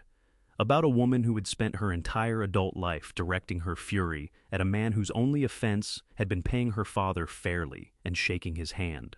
Understanding how someone arrives somewhere doesn't mean you walk that road beside them. I placed the document back in the folder, closed section. 4 picked up the 16th letter and kept reading. The elevator doors parted onto a floor of glass and silence, where Merritt's waiting hand directed me toward the boardroom, where my inheritance had been laid out across mahogany. I had triggered the trust the instant I stepped into the Rolls-Royce on Christmas night. That was what Merritt explained as we rode up. The moment I entered that car with my father, the trust became irrevocable. The test was finished. I had passed without ever knowing I was being tested. The boardroom was entirely windows. Floor-to-ceiling glass overlooking Chicago's financial district. Gray morning light filled the space. A conference table ran the length of the room, polished mahogany mirroring the skyline. Merritt spread documents across the surface charts, corporate structures, legal entities nested within other legal entities like Russian dolls. Whitmore Oil and Gas, he said, pointing to the top of the organizational chart owned by Whitmore Holdings. LLC, held under the irrevocable spendthrift trust your father triggered yesterday. He fanned more papers across the table. The trust is irrevocable, Conrad, he said, meeting my eyes. You cannot dissolve it, sell it, or walk away from it. I looked at the figures on the page. 11 billion. Merritt began breaking it down. Offshore oil reserves, 4.2 billion. Commercial real estate holdings, 3.1 billion. Diversified equity portfolio, 2.8 billion. 47 producing wells across Texas and North Dakota, 900 million. He spoke for 30 minutes. Legal architecture, corporate structures, governance mechanisms, tax strategies assembled across 50 years. I listened, absorbed what I could, and let the rest move over me like rain against glass. When he finished, silence settled. Do you have questions? Merritt asked. I looked at the charts, at the numbers, at the empire my father had built in complete secrecy while seated in a wheelchair, letting the world assume he was fading. I need to know one thing, I said. Does the company take care of its field workers? Healthcare, safety, wages? Merritt smiled. It was the first smile I had seen from him the entire night. Your father asked me to tell you he was waiting for that question, he said. Elliot spoke from his wheelchair at the head of the table. Better than industry standard, he said, his voice steady and strong. Always has been. I built wealth, not graves. 11 billion. And the only figure I cared about was the mortality rate per 1,000 field hours. Merritt excused himself. He stepped out, said something about documents in the library, and left me standing there with my father, the glass-wrapped skyline, and the full gravity of something I'd never sought, but now apparently owned. I crossed to the windows. 40 floors beneath me, the city went about its business. None of those people knowing that the man gazing down at them had just come into enough wealth to purchase most of what they were walking past. I don't know how to do this, I said. You've been doing it for 15 years, my father told me. You simply had no idea what the practice was for. I turned toward him. The visits every night, he said.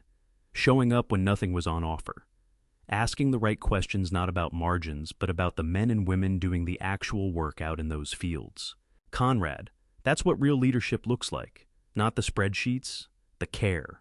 Merritt reappeared with a small leather folder tucked under his arm. He set it before me without a word. Inside one sealed envelope, the paper old-browned at the corners. The date penciled on the front placed it exactly 15 years back. Your father left instructions. Merritt said this was to reach you only when our conversation arrived at this particular moment. I cracked the seal, drew out the single folded page. His handwriting, blue fountain pen, deliberate strokes. Dated 15 years ago, to the day, the same day I had turned up at the foundation gala, wearing that gray estate sale suit for the first time. I read, I watched you come through those doors in that gray suit, electrical tape folded along the cuffs, he had written. You never glanced at the staircase. Your brother wore Brioni, your sister wore Chanel. You put on a $40 suit and walked in like a man who had nothing to prove. I noticed the cuffs immediately. The electrical tape because you couldn't sew, and a tailor wasn't something you could justify. The collar fraying at the edge despite your best work with an iron. Those shoes buffed 3 separate times in a losing battle against the years on them. And yet, you moved through that room the way a man moves when he answers to no one's opinion of him. That was when I knew. Not the will, not the trust documents this moment. This was when I understood who should carry the name. The page shook in my grip, the way something shakes when it has been held still for a very long time. I raised my eyes to my father's face. He hadn't looked away. 15 years, I said. The decision goes back 15 years. I knew then, he said. But knowing and being certain aren't the same thing. A judgment formed in one moment is easy to get wrong. One that holds up across a decade and a half, that's harder to argue with. I folded the letter and eased it back into its envelope. Merritt cleared his throat softly. There's more, he said. He laid 4 additional envelopes across the table, each sealed, each marked with a year. 1994, 2002, 2010, 2018. Conrad Elliott Merritt said your father didn't simply observe you over the years. He kept a record. These letters are rooms in a house you thought you knew. I looked at those 4 dates, 4 separate moments, 4 vantage points into a life I had moved through, unaware that any of it was being noted, Wade held. The first one bore a date 3 weeks after my mother's death. 1994. The year that broke everything open. The year the family came apart at the seams. The year I turned 26 with no inkling that my father had just begun something that would run for 29 years. Merritt collected the envelopes and returned them to the folder. No urgency to these, he said. They are simply the accounting of who you have always been. Open them when the time feels right. The test is behind you now. He rested the folder next to the cedar box. 4 years. 3 decades of handwriting on sealed envelopes. 4 small windows into moments my father had chosen to catch in writing, rather than let go. The folder made a faint snap as it closed. I left it where it sat and picked up letter number 16 from the cedar box instead. Some things I had figured out by now demand to be read in their proper sequence. Those other letters could wait. Merritt had already made that plain. Something else came first. The FBI field office had that particular smell, overbrewed coffee, and the stale weight of institutional consequence. An agent pushed a case file across the metal table as I signed the authorization form. Special Agent Waverly was seated opposite me. Somewhere in her early 50s, eyes that had been sharpened by decades of watching people try to hold things together in rooms like this one. She'd worked white-collar elder abuse in Chicago since 2017. Merritt had briefed me on her background. She'd seen enough of these situations to recognize the point where a family's greed tips into something prosecutable. Your father has been feeding us documentation since October 2019, she said, spreading the file open. 4 years' worth emails, financial records, medical logs. He assembled this case on his own. I studied the document dates fanned across the table. October 2019, 4 years before any of this broke into the open. He had been constructing the prosecution long before any of us arrived at this table. Why hold off until now, I asked. Waverly settled back in her chair. He told us he had to know who would step forward when the moment finally came, she said. As it turned out, he was never really testing them. She produced another document, Fletcher's file, violations of the Investment Advisors Act, undisclosed conflicts of interest.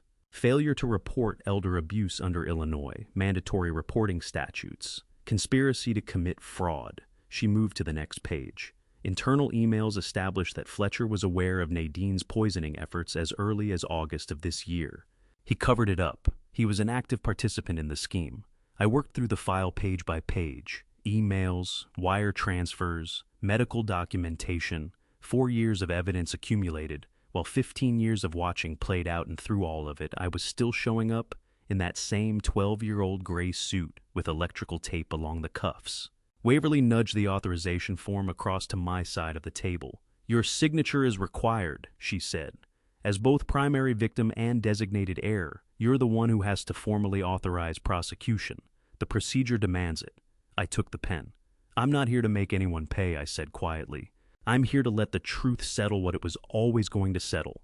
I put my name to the page. The pen dragged across the paper with a finality that felt physical. Waverly gathered the form and added it to the stack. Arraignments within 72 hours, she said. Your presence isn't required. Most people in your position stay away. She rose and offered her hand. In 20 years of this work, I have rarely encountered a witness as thorough as your father, she said. Every dosage, every exchange, every transfer of money captured and cataloged. It is the most complete case of its kind I have ever seen. I took her hand. He had a lot of years to practice, I said. 15 of them spent documenting silence. Waverly brought me down to the holding corridor. There was someone who had put in a request to speak with me, she said. 30 seconds, that was the hard limit under the regulations. Sloane was on the other side of reinforced glass wrists cuffed. The diamonds she'd borrowed were gone. The whole production had ended. What was left of her looked reduced, stripped back the face of someone who had finally exhausted every available position.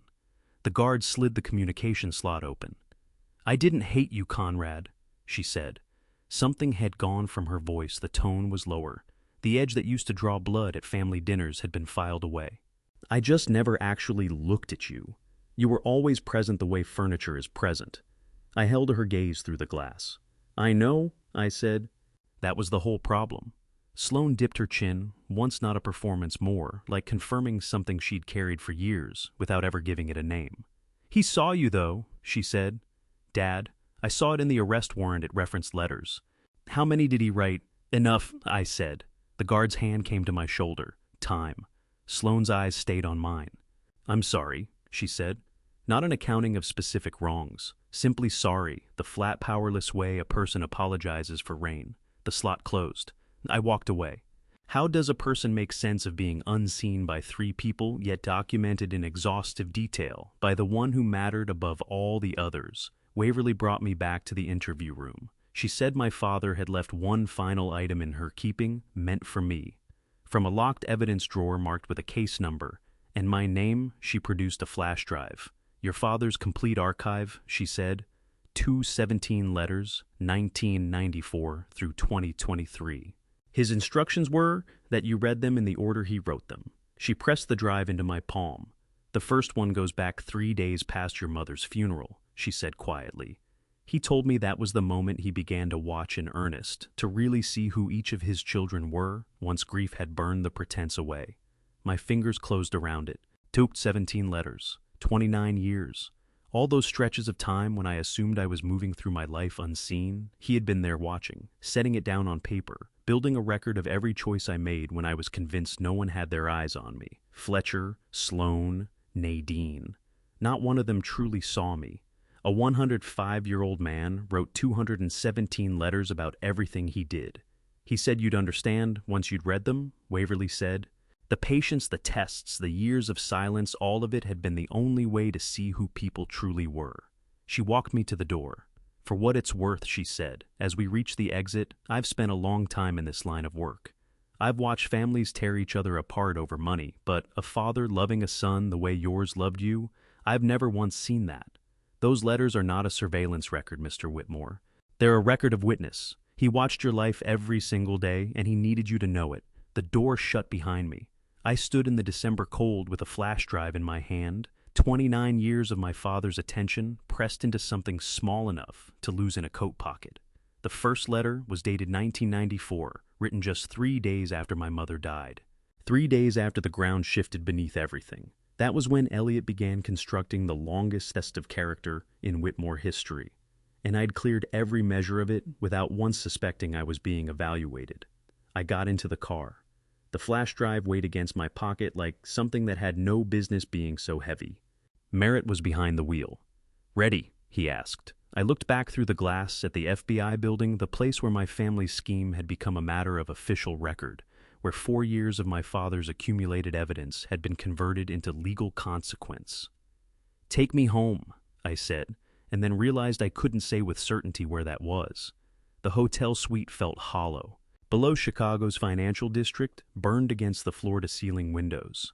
In here, it was just a desk lamp and a leather folder Merritt had set out before turning in Dissolved Partnerships 1984. Section 4, as promised. Tucked between 2 older filings, I found 3 pages bearing Elliot's signature at the bottom, and next to it, a second name, Roland J. Fenwick, Nadine's father. I put my reading glasses on and sat with the numbers until they stopped being a puzzle and became a verdict.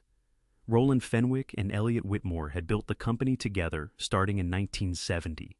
Equal partners, 2 men, 1 drilling rig, 1 shared belief in what they were doing. By 1977, Elliot had bought out enough smaller investors to bring his share to 60%. Fenwick held 30%. The remaining 10% was spread across 4 early backers who'd supplied seed capital and drifted into retirement. By 1984, Fenwick was ready to be done. The buyout terms were laid out plainly. $2.3 million. Fair market value signed off by two independent appraisers whose credentials were clipped to the back. Fenwick's signature was unhurried and sure the hand of a man who understood exactly what he was agreeing to. The notary seal was clean. Behind the agreement sat a handwritten note on personal stationery addressed to Elliot. Thank you for 14 good years. I'm ready to retire. Evelyn wants to travel while we still can. This is more money than I ever thought I'd see. You built something bigger than both of us. I'm proud to have been part of it. Your friend Roland, I read it 3 times. Nadine had spent 35 years certain her father was swindled, that Elliot had seized the company for himself, that her family's fortune had been stripped by a man too ruthless to share what they'd built. It was all false. Not Elliot's falsehood, someone else's. Perhaps Evelyn Fenwick's. Maybe after Roland died, she'd transformed a clean transaction into a wound, a story to account for why they weren't billionaires. Maybe Nadine had needed a villain for reasons that had nothing to do with Roland, and Elliot was simply the available name. Maybe grief had been left alone long enough to curdle into something that made the truth beside the point. $2.3 million in 1984 was worth nearly $7 million today. Roland Fenwick had lived well in a restored Brooklyn brownstone until his death in 2000. His obituary was in the file. Beloved husband, devoted father, retired entrepreneur, well-traveled. No word of grievance. No mention of Elliot. A man who'd shaken hands on a fair deal and gone on to live a full life. I have to stop here because what I found in those pages didn't just answer a question, it collapsed Nadine entirely. She was not wronged. She wasn't even a daughter honoring her father's pain. She was a woman who had raised an entire identity out of an injury that had never occurred and then turned it into a weapon. 35 years of deliberate damage directed at a man whose only offense was paying Roland Fenwick fairly. I thought about Elliot in that chair for 15 years. Visitors turned away. Phone calls that went nowhere. Letters mounting on a desk he'd never reach again. Holidays swallowed by quiet. Birthdays that passed without a word. Did he even know what Nadine believed about him? Did it reach him at all? Or had he long since accepted it as the price of building something that outlasted the friendships it began with? I called the car service at 8:15 p.m. I need to go to Lake Forest, I said, and the estate staff need to know I'm bringing Elliot home. The driver hesitated. Sir, visiting hours at the facility ended at, I'm not visiting. I'm taking him home. Call ahead. Getting Elliot dressed and into the car took 40 minutes. He asked nothing about where we were headed. No resistance. He simply rode in the back seat with his hands folded in his lap, eyes on the dark highway beyond the glass. The city glow fell away behind us. Trees invisible in the black. Houses set far back from the road. When the car passed through the gates of the Whitmore estate, he shifted forward in his seat. Not much an inch. Enough. Sir, you're going to sit at the head of the table, I told him, the way you used to. He turned toward me. His eyes were pale and wide, but something was alive in them. Not quite recognition, not quite hope, somewhere in between. The staff had done exactly what I'd asked. Every light blazing the chandelier at full, the long mahogany table polished to a surface that caught the light like still dark water. 18 chairs set with exact symmetry. At the far end facing the entry stood the chair I knew from a photograph in Elliot's office, tall-backed leather. The armrests worn smooth, where his grip had settled through 1,000 dinners, 1,000 choices, 1,000 quiet exercises of authority. I walked him the full length of the table, slow but steady. At the chair, I guided him down into it.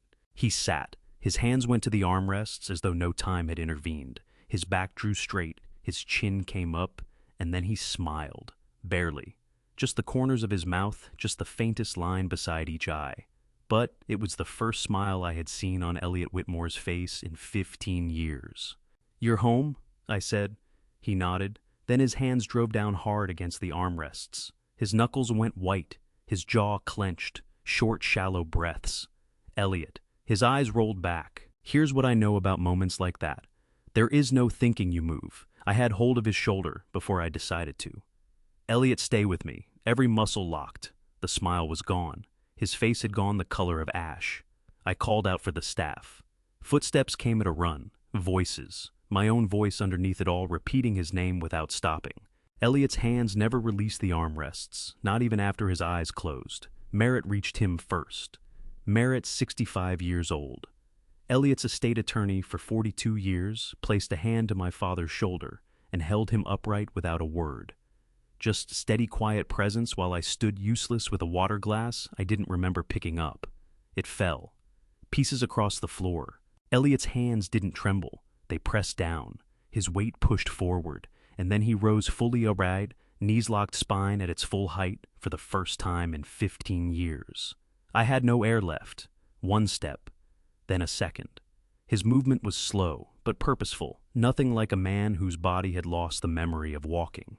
The careful, deliberate pace of someone who had been practicing alone out of sight. "Dad." He turned at my voice. His mouth opened. "The stroke was real, Conrad," he said. That voice, absent since 2008, 15 years, rougher now worn by long silence, but unmistakably his. 15 years ago, I lost everything, Elliot went on. Speech movement control. 3 years ago, you gave it back. Every night reading, talking, holding my hand as though I still mattered. My knees went soft. I gripped the table's edge. "You could speak," I said. "You could walk." 3 years ago, he confirmed. October 2020, I ran the arithmetic. 2020. 3 years of silence. 3 years in that chair. While I read to him, straightened his blankets, spoke aloud about Sloane's postcards and Fletcher's empty promises and the slow unraveling of everything I thought I knew about family. He had taken in every word and returned nothing. Why? The question cracked coming out. Elliot moved himself into a plain dining chair. Not the wheelchair, not the seat at the head of the table, just a chair midway along the polished mahogany like any other. Merritt stood behind him, still hands folded. October 2020, Elliot said. I heard them through the wall. Your brother and Nadine making plans to remove you if I died before things were settled. You were the problem, the one who'd challenge the will, the one who'd keep asking until something gave. The room seemed to lean. They said, remove, I said. Elliot nodded. Nadine used the word arrange. Fletcher's words, as long as it looks natural. I was in the west sitting room. They stood out in the hall. Stone carries voices better than most people realize. I dropped into the nearest chair like my legs had quit. I held my silence to protect you. That's what Elliot told me. A man who can speak is a man who can change a will. A man who can walk might recover everything. So I kept myself looking too broken to threaten, and that's where their eyes stayed. On me, not you. 3 years in that chair, I said slowly. 3 years letting me feed you, bathe you, sit with a book open in my hands. The whole time, you were capable. I could have spoken, Elliot said. But Conrad speaking was Conrad becoming the target. 3 years. I said it toward the air between us, not at him. 15 years total. 12 of genuine paralysis. 3 of deliberate silence. Elliot had his voice back for 3 years. Surrendered it anyway. Chose the wheelchair. Chose to receive my reading. A man sitting on words he'd decided not to spend. Merritt lifted a carafe from the sideboard and filled 2 glasses. One before Elliot, one before me. Then he returned behind my father without a word. This wasn't news to him. He'd known perhaps from the beginning. I could have filed suit back in the 90s when the discrepancies first surfaced, Elliot said. Offshore figures that contradicted the ledgers, properties hidden behind shell names. Instead, I chose to build the evidence. Not for revenge, for clarity. To clarity, I said. I had to see what you were made of when nobody was watching, Elliot said. Not at galas, not across a boardroom, not with shareholders in the room. Just Conrad alone reading to a man who seemed beyond hearing. That's the only place character shows itself. I held his gaze. You put me through a test, I said. I watched you, Elliot said. Those aren't the same. A test has a correct answer. Watching only records what a person chooses when nothing is on offer. 12 of those 15 years, I had no say. Elliot said, 3 years, I had every choice. And I stayed quiet because the instant I spoke, you'd have stopped coming. You'd have stopped reading. You'd have called the obligation finished. But I needed to know who you were when the work had no ending, when I'd never thank you, never meet your eyes, never so much as flinch. His hands lay flat and still on the table, no tremor anywhere in them. But you kept showing up, he said, his voice low. Every night, sometimes twice before dark. You spoke to me as though I could hear, pressed your hand around mine, as though it could feel, quarreled with Fletcher in the corridor, then walked back in and read me poetry like none of it had occurred. Because you're my father, I said. Because you're my son, Elliot answered.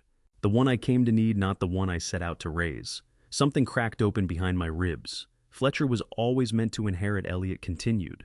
Sloan was the family's charm. You were the variable nobody counted on. The unplanned child at 40. The one who remained when remaining meant nothing at all. He leaned toward me. I built an $11 billion empire on knowing when to drill and when to wait. He said, I knew how to find oil. I never learned how to find character. So I did what I knew. I waited. I watched. I gave 15 years the task a lifetime of fatherhood never finished. How do you make peace with that 15 years of observation by a man who loved you enough to go silent for 3 just to keep you alive? I let it go aloud. Elliot didn't reach for an answer. He looked at me with those pale eyes that now saw everything. You watched me for 15 years, I said, silent for 3, all to find out whether I'd still be there when it gained me nothing. It always gained you something, Elliot said. You simply didn't know I was keeping count. He rose deliberate and unhurried. He crossed to the mahogany sideboard and drew open the bottom drawer. Turning back, he carried a sealed envelope, unlike the others, cream paper, no name, only a date in Elliot's own hand on the front. December 26th, 2023, today. This one isn't about the past, Elliot said, settling it between us on this table. It's about tomorrow, what you do when the test is over and the work actually begins. I left the envelope sealed through the night. I tucked it inside my jacket and walked Elliot up to the second-floor guest suite. By 1 in the morning, we'd settled into the old library, me in the leather wingback, Elliot in the wheelchair he'd long since stopped needing, but refused to leave. His hand moved to the left armrest, not resting, searching. His fingers found something beneath the worn leather, pressed a hidden catch, and a small drawer slid free from the frame. No bigger than a matchbox. A photograph inside, faded one corner, creased from years of folding. A boy in a dress shirt, far too large for him, grinning wider than his face could hold. 8 years old. Me. The hem swallowed my wrists. I lifted it with unsteady fingers and turned it over. Elliot's handwriting, blue ink slightly smeared. The day I became the luckiest man alive. December 19th, 1971. Adoption Day. I placed this inside the armrest the week after the stroke, Elliot said quietly. A nurse moved it for me when I had no movement of my own. I stared at that small 8-year-old face, at the shirt drowning it. You said I'd grow into it, I whispered. You did, Elliot said. 2 years it took. You kept it on until the cuffs gave out entirely. He rested one finger on the photograph's edge. Every dark night after I could have stood up and walked away, but chose the chair I pressed this corner, he said. To hold on to the boy I was keeping safe. December 19th, 1971, I said. I still remember that shirt. 3 sizes too big. Elliot nodded. I bought it that way deliberately. I wanted you carrying something that said the future was still open, that you weren't out of time. I laid the photograph on the table. An 8-year-old boy riding inside a wheelchair armrest through all of it. 15 years of paralysis, 3 years of chosen silence, 52 years of fatherhood compressed into a photograph the size of a playing card, hidden where only hands that had lost everything could reach. Merritt's office smelled of old leather and law books at 10 in the morning. Elliot occupied a regular chair, now upright, nothing frail about him. 4 colored folders lay arranged before the attorney. The quit-claim deed is void ab initio, no legal force from the moment it was executed, Merritt said, tapping the red folder. Chapter 183. That house was never transferred. The trust was never theirs to hold. You were always the heir, Conrad. The Cook County DA is pursuing elder abuse felony charges. He moved to the blue folder. The SEC has launched enforcement proceedings for investment fraud. The Illinois Bar Association is reviewing Fletcher's license. How long before we see verdicts, I asked. Merritt checked his notes. Nadine's trial opens March 2024. Fletcher's follows in June. Sloan will take a plea within 60 days. Your presence at any of it is entirely optional. I pictured the courtroom, Fletcher at the defense table, Nadine unraveling under cross-examination.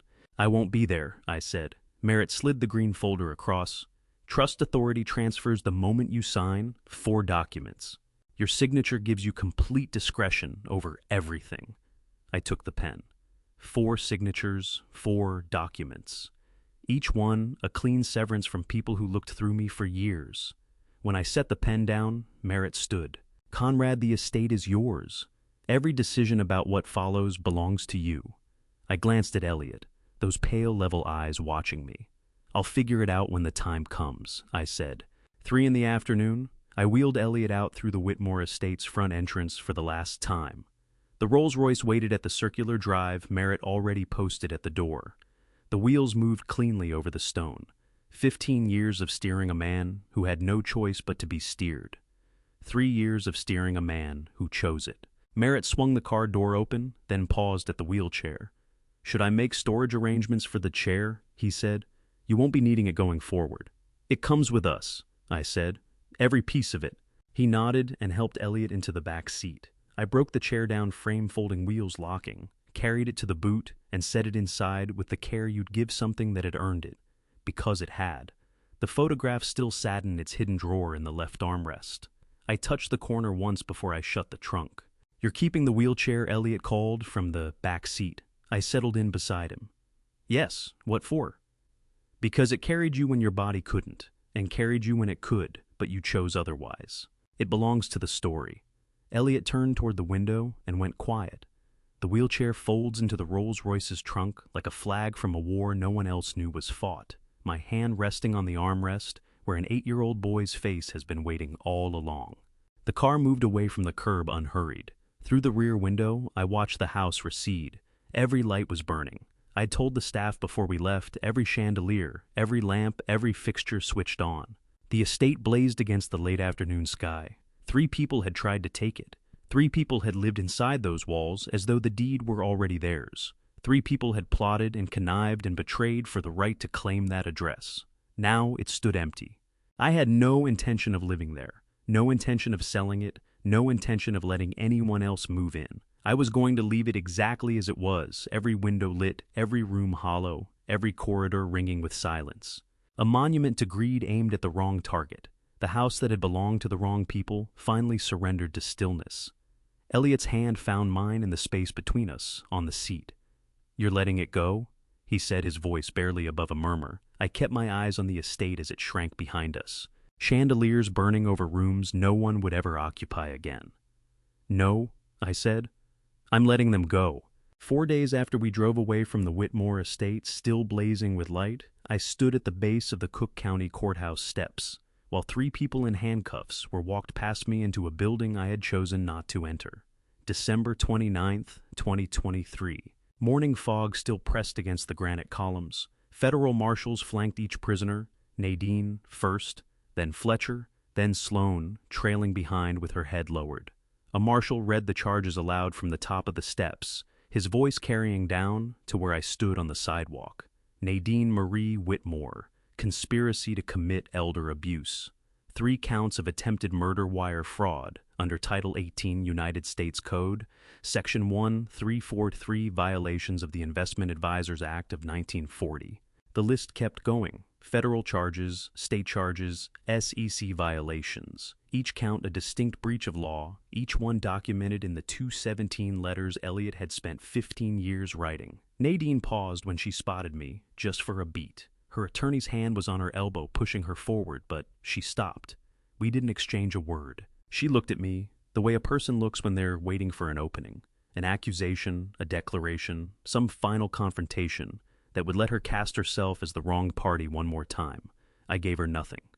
She climbed the steps. Fletcher came next, flanked by 2 marshals and his own attorney, a man in an expensive suit who kept leaning close to whisper instructions. Fletcher glanced down at me, then turned to his lawyer. "He's not even going inside," Fletcher said loud enough to carry. His attorney said nothing. Sloan came last, the smallest of the 3, the quietest. She stopped at the bottom step, just a few feet from where I stood. "Are you okay?" she said softly. I looked at her. 28 years old, my daughter, the one who'd sent postcards from Barcelona and Buenos Aires and Bangkok, while Elliot sat in silence. "I just stopped losing," I said. She gave a single nod, then climbed the steps. The courthouse doors closed behind all 3 of them. I stayed outside, not because I couldn't go in, not because I lacked permission. Merritt had offered to hold me a seat in the gallery. I stayed outside because justice for me was never about watching them suffer. It was about making sure truth carried consequences. The doors shut. The consequences began. That was enough. 3 people in handcuffs climbing courthouse steps, while the man they tried to erase stands at the bottom, choosing not to follow. Because some victories don't require you to watch your enemies fall. The executive boardroom at Whitmore Oil and Gas headquarters carried the smell of polished wood and stale coffee. I walked in on the first Monday of January the 6th, wearing a new suit tailored in the same traditional cut as my old gray one. Different fabric, same lines. 16 executives sat around the mahogany table. Some faces I recognized from galas and quarterly meetings. Others were strangers to me. The head chair stood empty at the far end. High-backed leather, the kind of chair that makes a statement just by sitting there. I walked past it. I took a seat at the opposite end of the table, in a standard chair identical to the 15 others. A woman in her late 60s steel-gray hair, sharp eyes glanced at the empty head chair, then at me. Harriet Colby, the company's chief operating officer. She'd been with Whitmore Oil since 1988, 36 years of watching this company grow from a regional outfit to an industry force.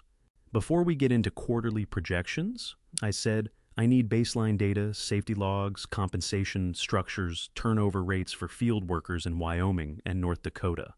The room went quiet. Harriet smiled. Not polite, not performative. Genuine. Your father asked that exact question the first time he sat in this room, she said. 1970, before revenue, before expansion, before anything else. Something tightened in my chest. He wanted to know whether the men doing the hardest work were being looked after. Harriet went on.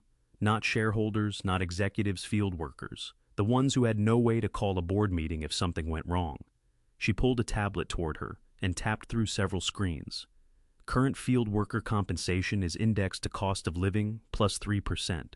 Safety training is mandatory quarterly. Turnover rate is 4%. Industry average is 18. We've had 0 fatalities in 11 years. I nodded slowly. Good, that continues. Always has, Harriet said.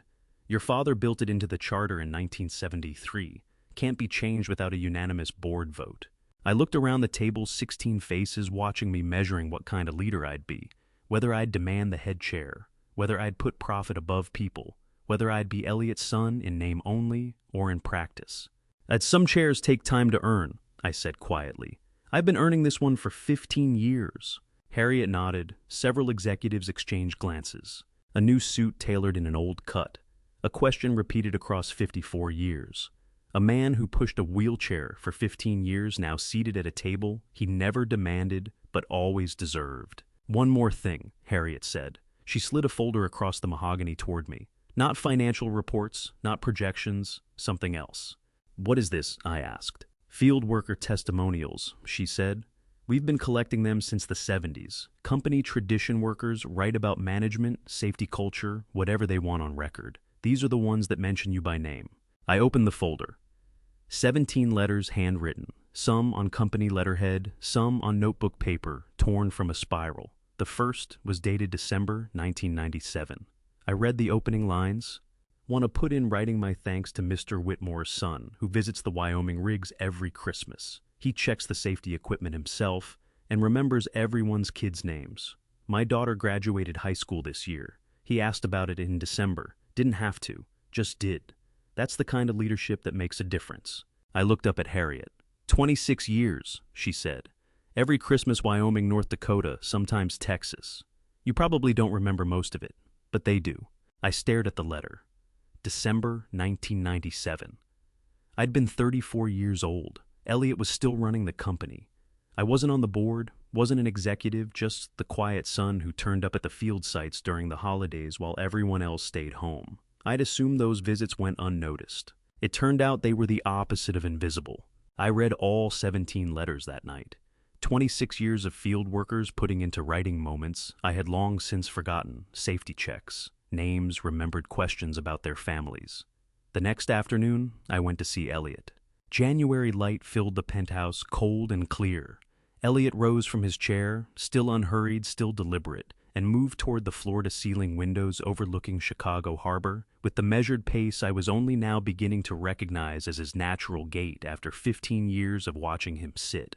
Ice was forming along the margins where the water met the shore. He didn't need help, didn't ask for it. He just walked. I brought tea from the kitchen, 2 cups of black Darjeeling, the kind he used to drink every morning before the stroke. I set them on the small table between two chairs facing the windows. We sat. For the first time in 15 years, we simply sat together. No performance, no measuring, no walls that carried sound to people who wanted him dead. Elliot held his teacup in both hands, steady, no tremor. "I could stand again 3 years ago," he said quietly. "But what I missed most wasn't walking. It was this sitting with you without performance." I looked at him, 81 years old, January 2024, still sharp, still deliberate. "We have time now," I said. "No walls, no audience, just us." Elliot nodded slowly. He turned toward the window, watching the harbor ice thicken in the cold. "I watched you through that window's reflection for 15 years, he said. "Watched you arrive every night thinking I couldn't see. I saw everything." I followed his gaze. The glass gave back the room behind us, chairs, table. The doorway I'd walked through thousands of times. "You saw me coming," I said. "Every time," Elliot confirmed. "Even when I couldn't move, even when I couldn't speak. The glass showed me your headlights in the driveway, your shadow at the door, you arriving when no one had asked you to." He took a slow sip of tea. "What I missed most during those years of strategic silence wasn't speech or the ability to move," he said. "It was this. Just sitting beside you, without performing for an audience, without measuring every breath against who might be listening through the walls. Something settled in my chest. Not relief, not vindication. Just peace." 15 years, I said. 15 years of testing, Elliot said. 3 years of silence, 53 years of being your father. All so we could finally sit here drinking tea without either of us putting on a show. 15 years of strategic quiet. 3 years of chosen muteness, 53 years of fatherhood, all so we could sit beside a window with 2 cups of tea and nothing left to perform for invisible ears. Late January gave way to early March. Snow receded. The ice pulled back from the harbor's edge. I found my way to a bespoke tailor on Michigan Avenue, a shop I'd walked past 100 times without ever pushing the door open. Cyrus Holt ran it. Master tailor, 62 years old, measuring tape looped around his neck like a physician's stethoscope. He'd been cutting traditional American business suits for Chicago's financial class since 1986. "Mr. Whitmore," he said when I stepped inside, "I heard you'd taken the chair. Congratulations." I nodded. "I need new suits. The one I have on is 12 years old." Holt studied my gray suit, the estate sale find, with electrical tape folded along the cuffs, which had finally started to give. He touched the fabric, examined the stitching, took in the traditional cut. "Classic American business style," he said. "Very traditional. With your resources, Mr. Whitmore, we could do Italian silk, European cut, any designer you prefer. Armani, Brioni, whatever you'd like." I looked at myself in the full-length mirror. The gray suit hung well despite its age. The cut was a conservative, dignified, the kind of suit a man chooses when he wants to be taken seriously without making a statement about it. "The same cut I'm wearing," I said. "Traditional American business style. My father wore suits like this. I'm keeping the tradition." Holt paused, then smiled. "Not because you can't afford better," I said. "Because this is what better looks like to me." Holt nodded slowly. He unrolled his measuring tape and went to work, shoulders, chest, waist, inseam, moving with quiet efficiency, logging numbers in a leather-bound book. How many suits bore?" he asked. 6, I said. "Rotating wardrobe, same cut, different colors. Charcoal, navy, brown, black. Professional, not flashy. Traditional wool, ort, oans, and bexingbor. Yes, American mills if possible." He made a note. "We can source from a heritage wool mill in Vermont. Been weaving since 1847. Beautiful fabric, proper weight." He stepped back and studied me in the mirror. "Tradition doesn't carry a price tag, sir," he said quietly. "Some things were never for sale." I held his gaze in the glass. "Exactly. A 12-year-old gray suit with electrical tape at the cuffs becomes the pattern for a wardrobe worth thousands. Because tradition isn't what you can't afford, it's what you refuse to let go of." Outside March, sleet tapped against the Michigan Avenue windows like impatient fingers. Holt walked me to the door and confirmed the first fitting would be ready in 2 weeks. My phone rang the moment I stepped onto the sidewalk. "Aldous Merritt." I answered. "Aldous." "Conrad, we have a situation." His voice was clipped, controlled, the register he used when something had gone sideways. "Fletcher's attorney filed a motion this morning." Yet I stopped walking. Sleet dissolved against my coat. What kind of motion? Claiming Elliot coerced the 2020 medical recovery testimony, Merritt said. They're requesting a psychiatric evaluation and moving to void the entire trust structure. The argument is that if Elliot was mentally incompetent when he regained his faculties, every decision made since then is invalid. I stood and watched the sleet darken the sidewalk beneath my feet. They were calling it a delusion. 15 years of precision patience protection. Not strategy, they said. The sickness of an unwell mind. If they prevail, Merritt said, the trust is void. The estate reverts to intestate succession among all heirs. I stood on Michigan Avenue as the sleet softened into rain. When's the hearing? April, Merritt said. We'll fight it, but you needed to hear this. It's their last move. And if it lands, everything changes. Fletcher's legal challenge to the trust structure was dismissed in February, 2 months before his criminal arraignment was scheduled to begin. The judge's ruling ran 4 pages to say what I'd understood for 15 years. Elliot Whitmore's mind was never the problem. His strategy was simply patient enough that impatient people read it as weakness. The wheelchair sits beside the boardroom window now, like a relic held in a place of honor. The trust was upheld. The empire held together. And that wooden frame with its worn armrests occupies a permanent position in the room where decisions worth billions get made. January 2024. The board convened for the first time, with the wheelchair positioned against the floor-to-ceiling windows overlooking the harbor. Dorothea Langley, a newly appointed board member and strategic operations expert, studied it for a long moment before raising her hand. Mr. Chairman, she said carefully, is the wheelchair by the window intentional? It seems like unusual decor for a modern boardroom. The room went quiet. I looked at the wheelchair. At the left armrest, where a hidden drawer still held a photograph of an 8-year-old boy in an oversized shirt. That is the founder's chair, I said. He spent 15 years sitting inside it so that I could find the strength to stand. It stays exactly where it is. Dorothea nodded slowly. Understood, sir. No one raised the question again.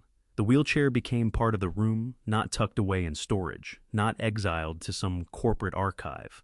Right there, present for every quarterly projection, every safety report, every compensation decision. A monument to 15 years of devotion no one had witnessed. April 17th, 2024, 5:12 in the morning. Elliot Whitmore passed peacefully in his sleep at Northwestern Memorial Hospital. 105 years old. He'd outlived most of his generation, outlived the stroke by 16 years, outlived the conspiracy by 5 months. I signed the paperwork in a windowless administrative office that smelled of disinfectant and old coffee. The hospital chaplain asked if I needed time alone with him. I said no. I'd already had my time, 15 years of it. 3 of those years spent beside a man who could hear every word I said and chose not to answer. I walked to my car in the underground parking garage as dawn broke somewhere above the concrete. The cedar box sat in the passenger seat. 218 letters. I'd read every one except the last. Letter 218. I opened it. Elliot's handwriting. Dated December 26, 2023, the morning after he stood for the first time in 15 years and crossed the room to place it in my hands himself. The letter read, "If you're reading this, I'm gone. And that's fine. I got 15 extra years I hadn't earned and 3 years of real conversation at the end. More than most men get. This is how I know your soul, in the quiet, in the deep dark. When nobody is watching, that is when you are most completely yourself. Not at galas, not in boardrooms, not when cameras are rolling in the dark, reading to a man who couldn't answer, holding a hand that couldn't squeeze back, showing up when showing up carried no reward. That is exactly the man I built this empire for. Not the performance, the silence, the showing up, this care that carried no witness. You think I tested you for 15 years? I didn't. I just gave you space to become who you already were. One loved dad. 105 years of life.